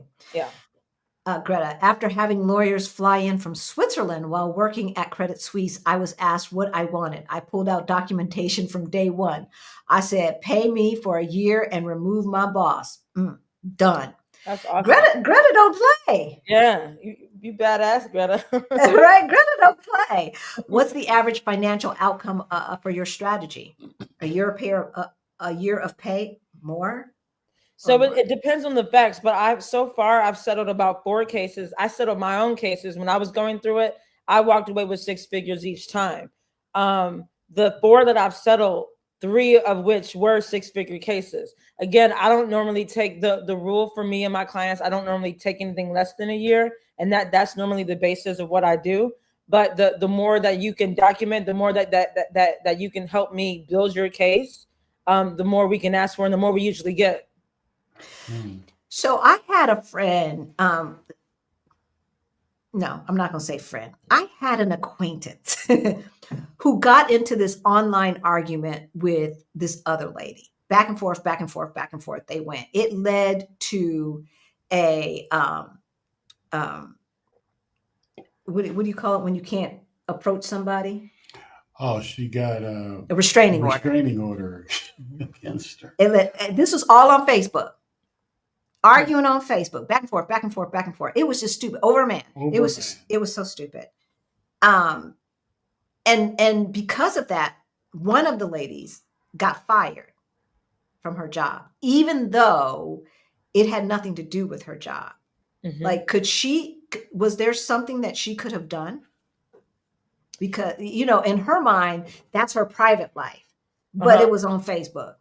Yeah, here's the thing. Now, the employer will say, well, you're at will, and that means that we can fire you for any reason.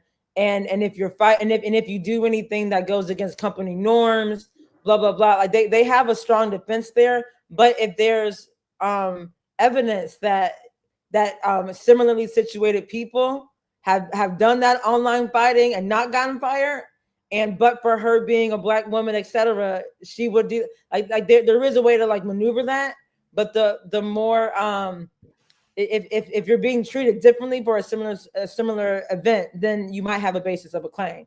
Otherwise, they can't technically fire you for any reason. At will means just that you can quit for anything, and they can fire you for anything technically, except for discrimination. They can't fire you if it's rooted in that. Right. Yeah. I remember when I quit my second to the last job, and one of the board members said that they wanted to know why I was quitting. I was quitting because of his ass. Yeah. And I was like, I don't need to tell you anything. I quit. There's nothing that you can do to me. Oh, and I already have another job. I'm at the job right now. So, like, the audacity of some of these people, the audacity is just amazing. Travel Girl says, what are the statute of limitations on getting severance? Oh, that's a good question. Thank you, Travel Girl. Did I leave a ton of money on the table when I left my job? Yeah, it depends on when you left. It depends on when you left. The statute depends on the claims that you would waive for the severance. Normally for like wrongful termination, it's like a year or two, but it is like state specific. So there might be some room for you if it's been like 6 months to a year. I think it depends. It's normally around 2, depending on the like hostile work environment claim.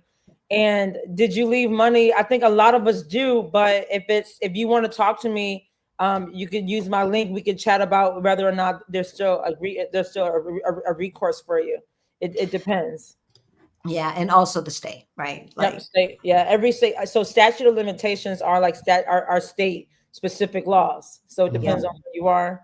It's normally a 1 to 2 years.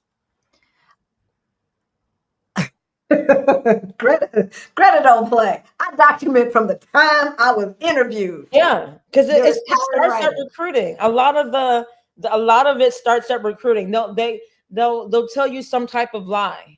You'll come in, you interview, and you said, well, the salary I would like is within the range and it's here. They'll find a lie to tell you for why they don't want to give you that, but they gave it to the white girl. Pretty sure. Yep. That's usually how it works. Right. You must know your worth. Keep your mouth shut. Share nothing about your life. I got 5 children and was getting my GED. And that is all I will say about me. You know nothing. So my dad used to say, tell them enough to make it seem like you are taking them into your confidence, but don't tell them anything that they can use against you. Yeah. Oh, what did you do this weekend?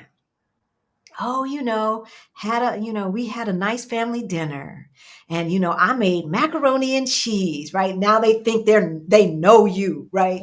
Well, really, you ain't told them nothing. Yeah. Because the fact of the matter is they cannot be trusted. Yeah. And they will, and a lot of these folks will turn on a dime.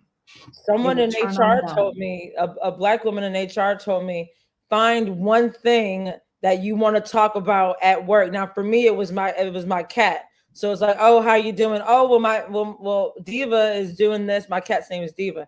Diva's doing this. Diva's doing that. I took her to the vet. Find that one thing that you feel comfortable talking about, but like, don't they don't need to know who you are. If they learn who you are, they'll like treat you. They'll learn to use that against you. Don't give them anything that they can weaponize against you. Nothing. Right. And I made that mistake at the venture capital firm. Hey, Flora. Yes, my name is Swahili. I speak Swahili and it means authentic. Yes, authentic. Halisi means truth. Halisi means genuine. I try to live up to it. Some days are easier than others. Yakota, we booked our flight. See y'all in June for the meetup. A little bit of comedy relief here. We have a 2-day meetup coming up, y'all. If you want to come to Lisbon, June is the amazing month to come. It's hot, but it is amazing. There are street parties going on literally all month long. And we have a 2-day event. So if you want to come, the information is in the description below. And tickets are already on sale. They just went on sale, and these are the early bird prices. So Yakota, this is your 2nd year. We're going to be so happy to see you and Peter come back. It's going to be a blast. Latanya, I live in Indiana and it's an at-will state, so is Colorado. My employer does not offer severance when people are fired. Is there any way around that? Absolutely. So the basis is what we say severance. Sometimes we're also talking about like a like confidential settlement for you to waive your viable claim. If you are being discriminated against based on those 5 characteristics that we talked about, they need to pay you so you don't sue them, or you can legally you can sue them. We call it waiving your viable claims. So it's like they might not, what we call severance is just payment so you don't sue them down the line. It's like pay me for my legal claim. And they do it. Most employers don't want the smoke of a lawsuit. Lawsuits are bad for business. It's bad to treat your Black employees wrong. They don't want that information out. So let's just repeat those protected classes for the folks who may not have heard it at the beginning. I know LGBTQ is one of them. Yeah, race, gender, age, disability, sexual orientation. So that's, and it's funny. So most Black people fall in at least, well, we all fall in one. If you're Black over 40, that's another one. If you're a Black woman over 40, that's 3. That's 3. If you're a Black man over 40 with a disability, that's 4. So like, it's just, most of us fall in at least, we all fall in at least one. Most of us fall in many. My writing has gotten 3 bosses fired. I think about my ancestors and go for the juggler. It sounds like you went to law school, sis. With my writing, these mother suckers. Yeah, we love you, Greta. We love you. Mrs. Burks, can you give me advice if wrongly advised? Are you able to contact or allow me to contact you, get your opinion? Yes. So Sherlonda, her information is in the description below. Okay. Please reach out to me. I'd be happy to talk to you. I do the work of an analyst. And when I told them, they only upped my title from admin assistant to legal admin. Yeah, no, they need to probably hear from someone. And we could, yeah. Yeah, Allison's the one who's been working there for 24 years. Yeah. 25 years. And is training her boss. Yeah, no, you need to, we should talk. I'd be happy to talk to you, Allison. Please give me thoughts about the legality of the deferred resignation recently offered to federal workers. Don't believe that. Don't believe that. No, and don't sign anything. Now, if you're a federal employee and if you got an email or a memo saying that your like job is in jeopardy and sign stuff, don't sign anything. Talk to somebody. Talk to me or talk to someone else. And if it's only 8 months, that's BS. You need at least a year. And if you've been there longer, you can totally ask for more. And if you have really bad facts on the way people were treating you, that's more to even ask for. Don't sign anything. They expect a lot of us. So many people will sign, and that's a damn shame. But Is that the reason he was asking people to send an email with, I retired or something like that? Probably. So yeah, because then they were not liable. CT. The president of the United States does not hold the purse strings. That's not how the government works. It's Congress. Congress decides. And the melon felon today does not have the right to rewrite laws and reallocate money that has already been allocated. He does not have that right. Okay. And the courts so far have been doing what they're supposed to do. Don't sign anything. Stay the course. Stay the course. And if you need further advice on that, Anne-Marie, the anti-HR lady, did a video right when it dropped. Like, don't sign anything. Don't let people stronghold you in anything. No, exactly. You still have rights. Like, it's just I feel bad for the people who don't know better, who will sign. Exactly. Yeah. The melon felon, the audacity. The audacity of this person. Yeah. It's just like I don't know if he just says like, let's just try it and see if it works. Or That's what he does. or if he's like, you know, but I'm the president, I should be able to do this, and it's just that stupid. Both. And you know, he's a con man. He's a documented homie can't do business in like New York anymore, Right? At all. Right? You want to sign his paper? More, go ahead. Because he's been stiffing people since the beginning of time. I mean, he has been stiffing people.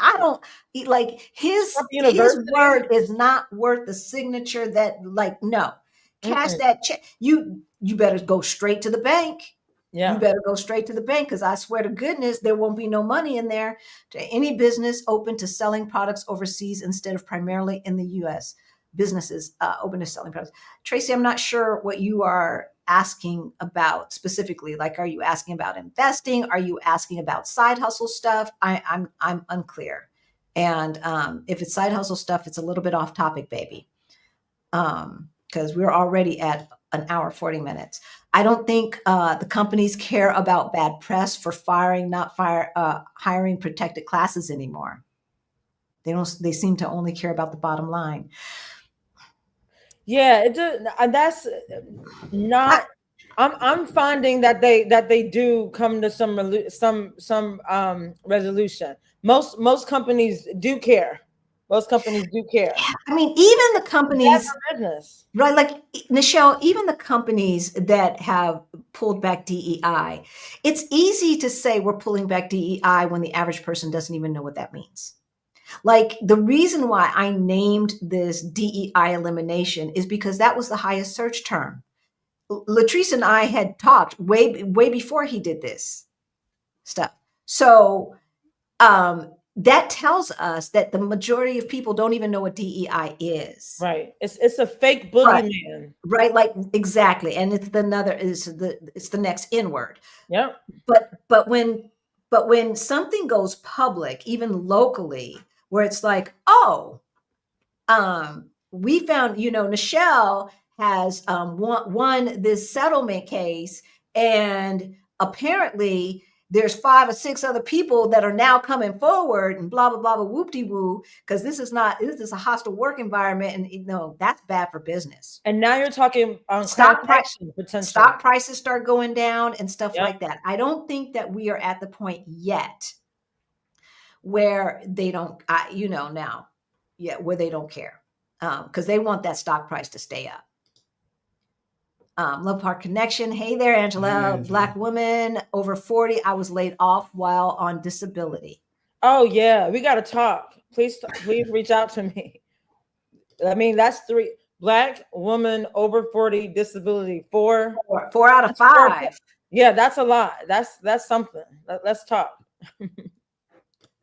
A lot of these companies are going to be buried in lawsuits for wrongful termination, rescinding job offers, etc. Yeah, you're right, Michelle. Oh, yes. You're absolutely right. I was asked by someone I report to train them on something I created to streamline productivity so that they could train others. I said, no.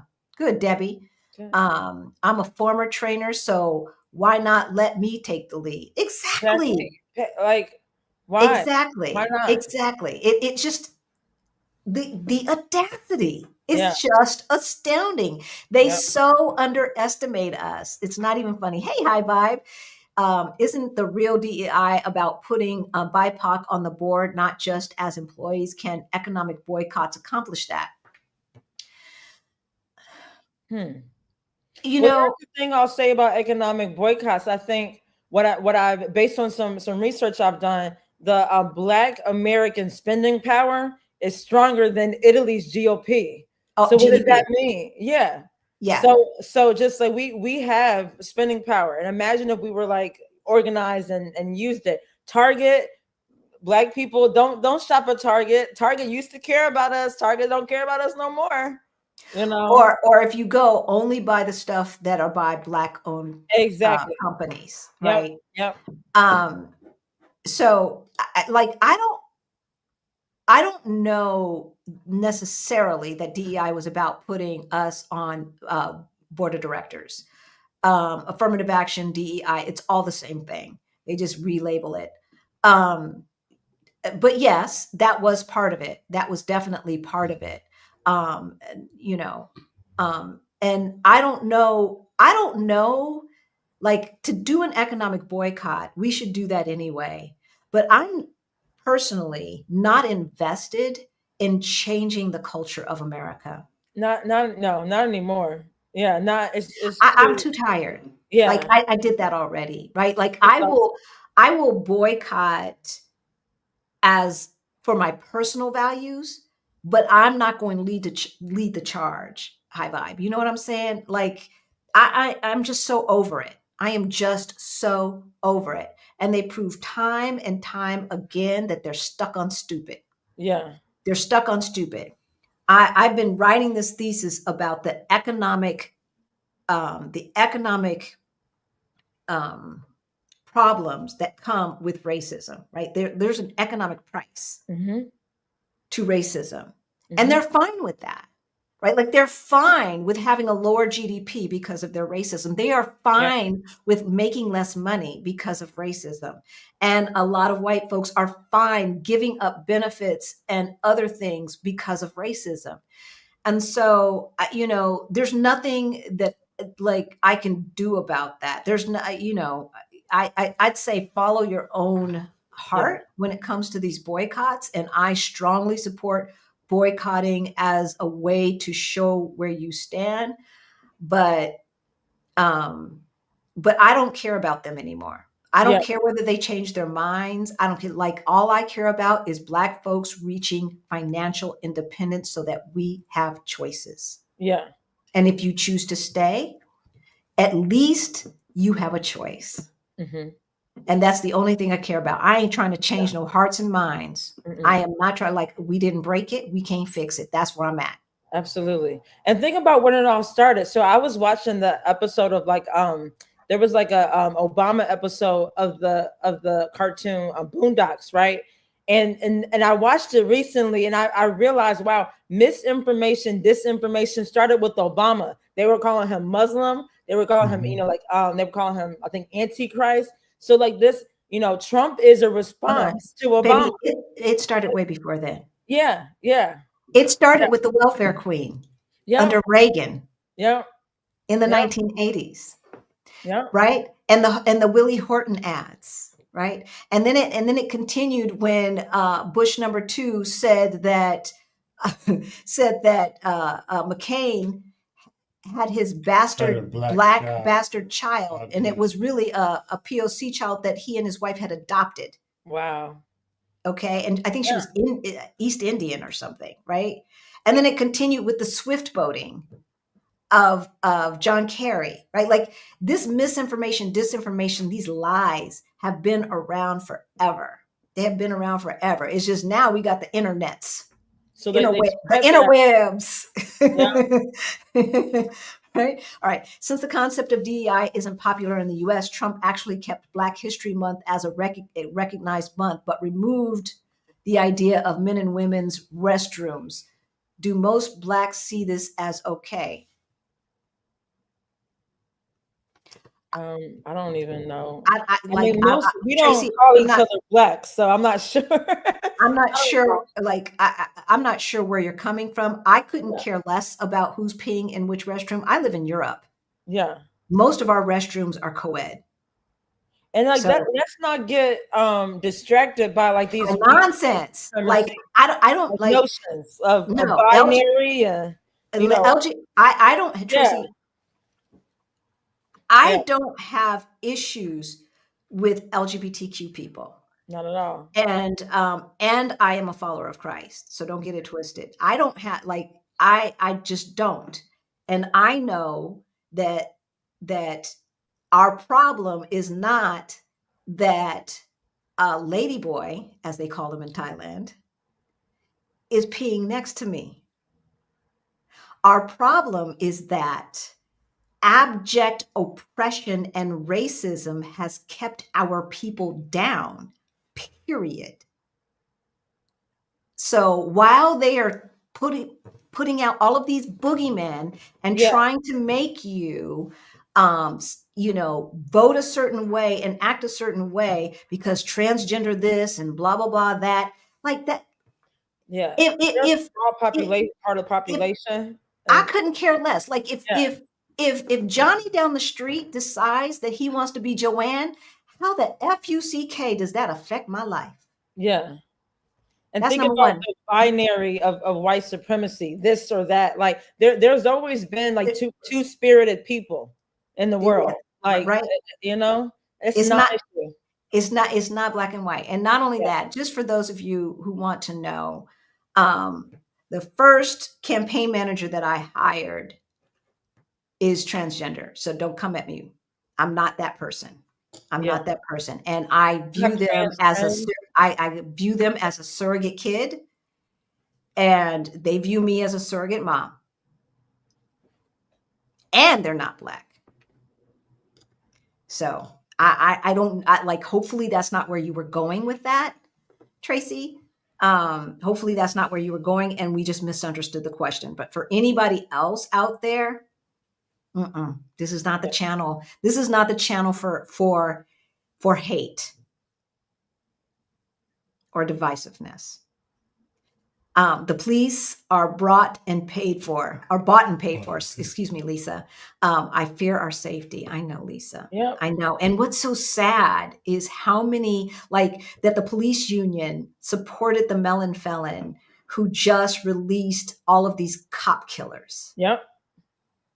So don't tell me Blue Lives Matter. But don't tell me Blue Lives Matter. Yeah. Not if taken by white life. I could. Yeah. Well, you know, when are we going to stop this white on white crime? When are we going to stop this white on white crime? That nobody. Do you hear them saying that? Yeah, they don't. I can't tell you how many people have gotten to our comments and saying, how come you're not talking about black on black crime? Well, how come you ain't talking about white on white crime? And how come you don't talk about the poverty that perpetuates the black on black crime? You know? Yeah, it's systemic. We're under. It's systemic. That's why, right? Like 2, 3, 4, 5 videos ago, I mentioned that one of the questions that we used to ask at the nonprofit that I used to head was, why are poor people poor? Why are poor people poor? And we are still getting comments about why poor people are poor. And I don't know, I can't tell unless you have a picture who's black or not.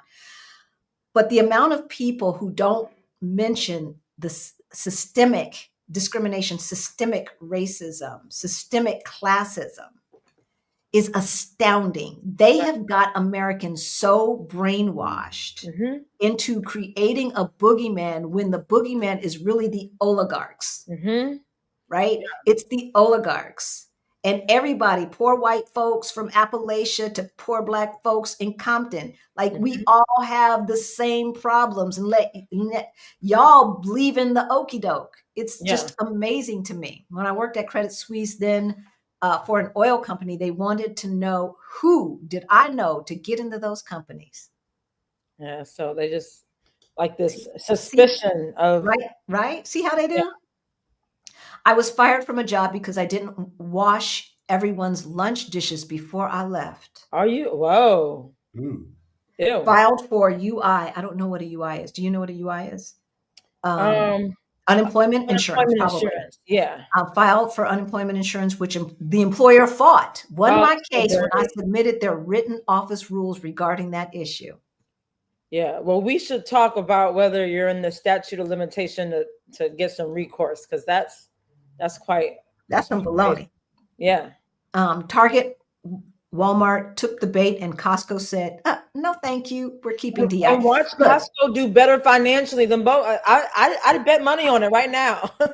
Costco has always done better, and I've been telling people from the beginning. The Costco by our house in Denver had the same employees from 2002 when we moved into that neighborhood to when we left for Portugal, 2022. Yeah, it seemed like they had hardly any turnover, right? That's the sign, especially in service. That is the sign of a good company. Yeah.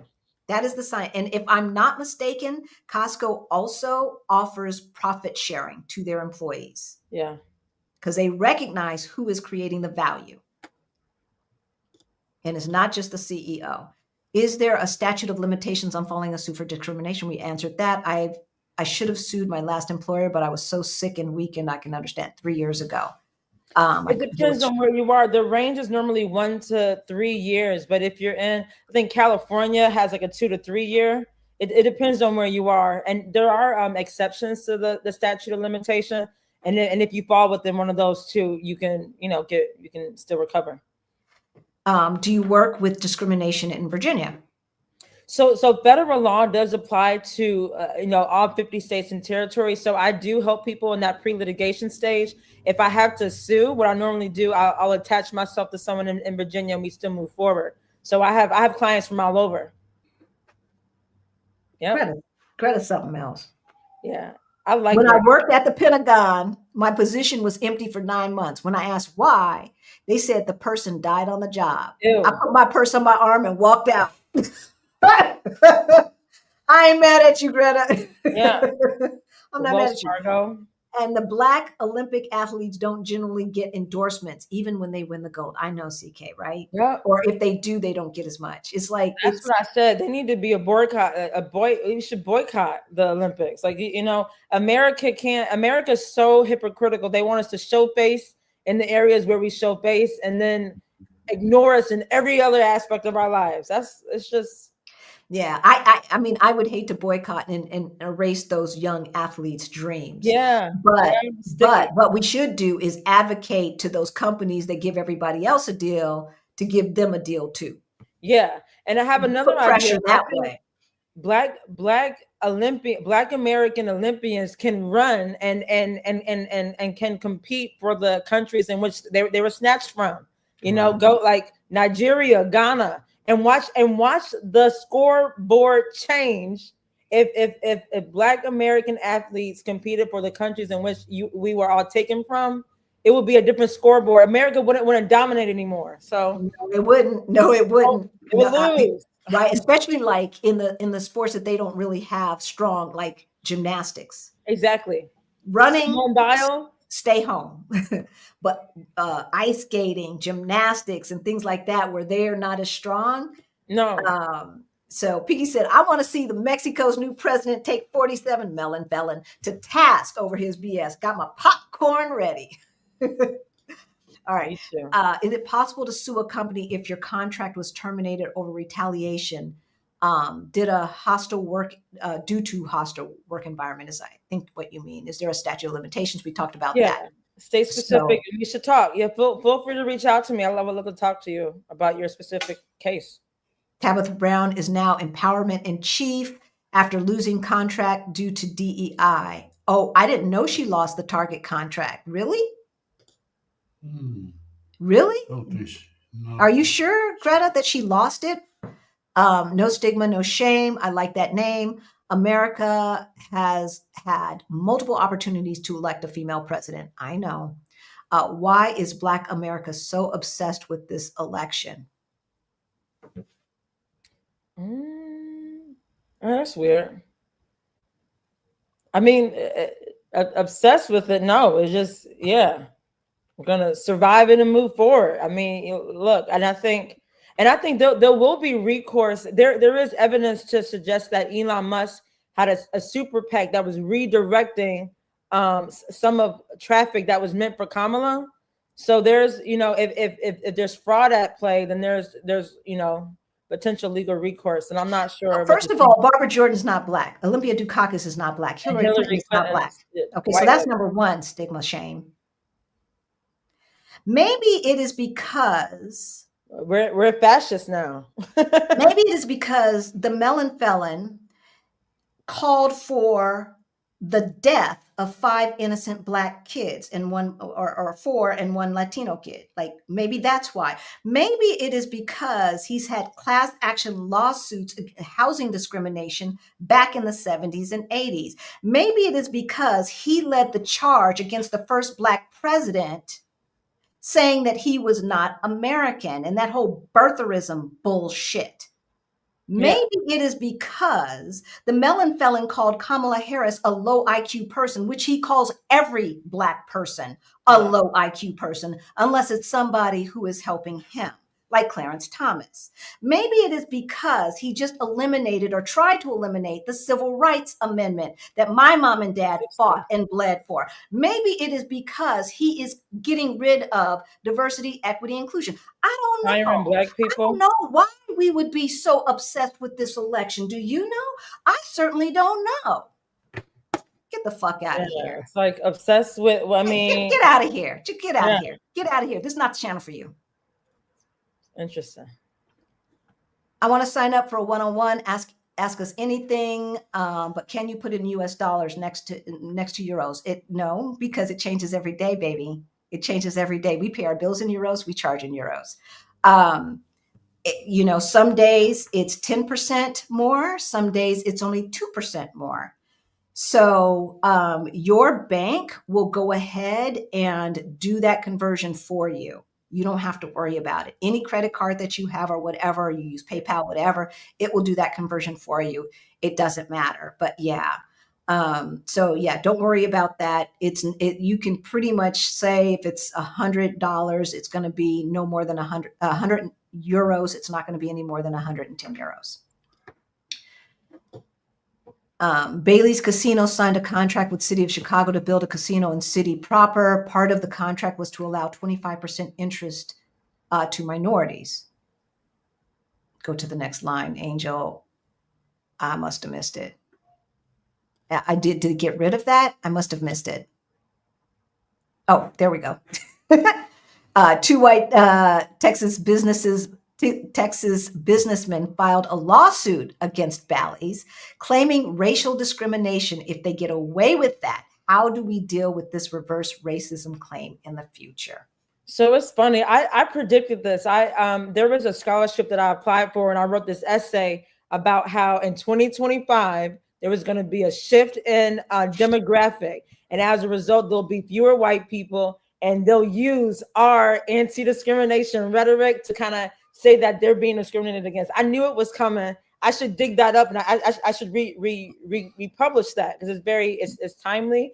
The thing is, like, still, it's not what we'll have to be clever about is proving that even though there are fewer of them, they like still disproportionately hold more access to wealth. They have more access to a lot of different things. So I think it just means that we have to get like creative, and I'm up for it. I knew it was coming. Here's the thing, folks. This is what I want you to understand about, especially government contracts. And Bally's had to get permission from the city to build this, right? That means that there probably was some rezoning, some tax incentives, and all of that stuff. If there's tax incentives involved, that means tax dollars are involved. If tax dollars are involved, how can you say that I'm not going to make sure that the taxpayer, that the people who are helping pay for this are not going to get an equal opportunity to take advantage of this? Yep. Right? And that's the whole purpose. That's the whole purpose of equal opportunity DEI. That's the whole purpose, is to make sure that the people who are paying the taxes to pay for the roads, the this and that, to these private contractors, and that goes for doing big projects like this as well, because I know about city government, I know about county government, I know about state government. Those are tax dollars. Those are tax dollars helping that project get done. And yet you're going to say, well, we know that this city is 30% Black and those are 30% Black tax dollars, but yeah, we ain't got no Black subcontractors. Mm-hmm. There's a fight to be had. For sure. There's a fight to be had. Isn't Bezos' wife Mexican? I have no idea. Zuckerberg has an Asian wife. JD Vance has an Indian wife. Probably, I think she is Latina. Look, and that means they're not racist. Didn't you know that? Because they have a Black friend and they're married to a person of color, and so that means that they're not racist. You can still hold white supremacist norms, and it don't matter who you sleep with. Okay. Oh yes, that I know. I know. Because in their minds, you remember when people used to say, "Oh, you're not like other Black people." Mm-hmm. You're different. No, I'm not different. I am typical. You just don't know enough Black people to know. Yep. Right. Okay. Last question. I work for one of the top firms in Beverly Hills, Justice. All they do is hire family. Yeah. Don't let these white people lie to you. You are unqualified. They are given opportunities because of their last name. Nepotism is nepotism is real. alive and well. And so that's what I used to tell our youngest son. It's like, you need to stop with this, I'm going to do it all by myself nonsense. There is no reason to do it all by yourself. There just is no reason. They don't do it all by themselves. So why should we do it all by themselves? I'm put this user on timeout. But look, and when we get hiring capabilities, we should be hiring our own too. So, right. I brought, before I left my last job, I brought my goddaughter in, and she's still there. Good. Right. This is the most amount of money she's ever made. That's awesome. Right. I'm the only Black in a managerial position, and I have documentation of mistreatment with 6 months before I can retire. All right, you should talk to me. Yeah. I don't know how to pronounce your name. Malika? Malika. It's not Malika, because otherwise that would be over there, right? The I would be over there. Oh. Malkia. I'm sorry, sweetheart, if I'm mispronouncing your name, because I don't like when people mispronounce my name. I can't see it because it's so small. You need some more medicine in your glasses, baby? I need bigger writing. You need some more medicine in your glasses? All right, y'all. Let's leave them with something. First of all, if you need to contact LATRICE, her information is in the description below. If you need help getting your money straight, we have Beyond the Bling. That's our financial education course for late bloomers. That is in the description below, as well as how to contact us if you want one-on-one coaching. Babies, we do charge in euros. It's not that big of a deal. You can Google euros to dollars, and you will know what you're paying at the time. And your bank is probably going to charge you less than what you see on Google. That's been my experience. LATRICE, what do you want to leave them with? So, I want to say thank you both so much for community and everything that you do. I'm grateful for the information that you guys provide. And I just want to say I really care about my people. I could be at a law firm. I could be, making, I think my salary a year is like $300K. But instead of making dirty money, I chose to take my skill set, my pedigree, to help people who look like me, because we need, a lot of us need help. So what I would like to say is, if you are at a job that you don't like, and that you are being mistreated, please talk to me. I can help you get out. I can help you get a bag. I have a great track record. I've done it for myself. I've done it for others.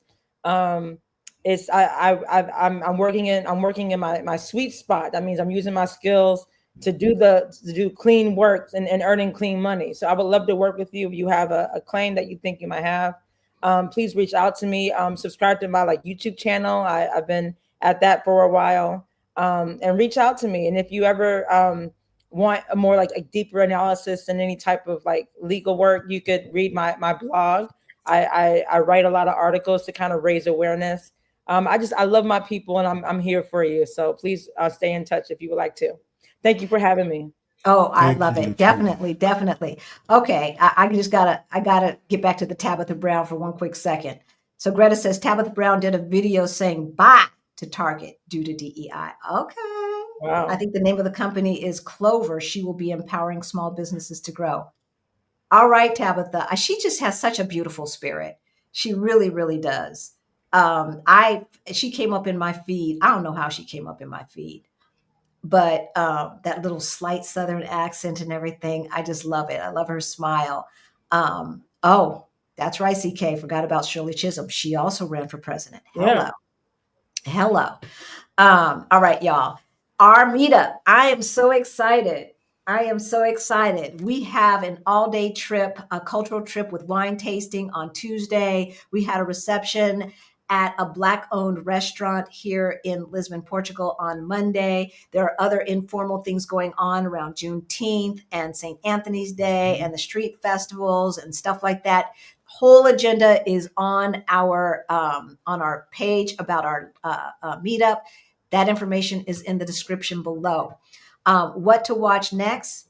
Y'all, If you have not watched the video that we did on BRICS, BRICS is the new economic alliance. That's Brazil, Russia, China, India is not that new, and South Africa. And they have just added over the past 3, 4, 5 years, about 15 other countries as members and or partners in this alliance. This economic alliance is going to be strong, and we need to be aware so that we can be agile with our choices and make sure that we are spreading our money to economies that are up and coming that can help us get to financial freedom. Right. And at the same time, support countries that are trying to fight against colonialization and empire building. And with that, we love y'all, and we will see you next week. Bye. Thank you.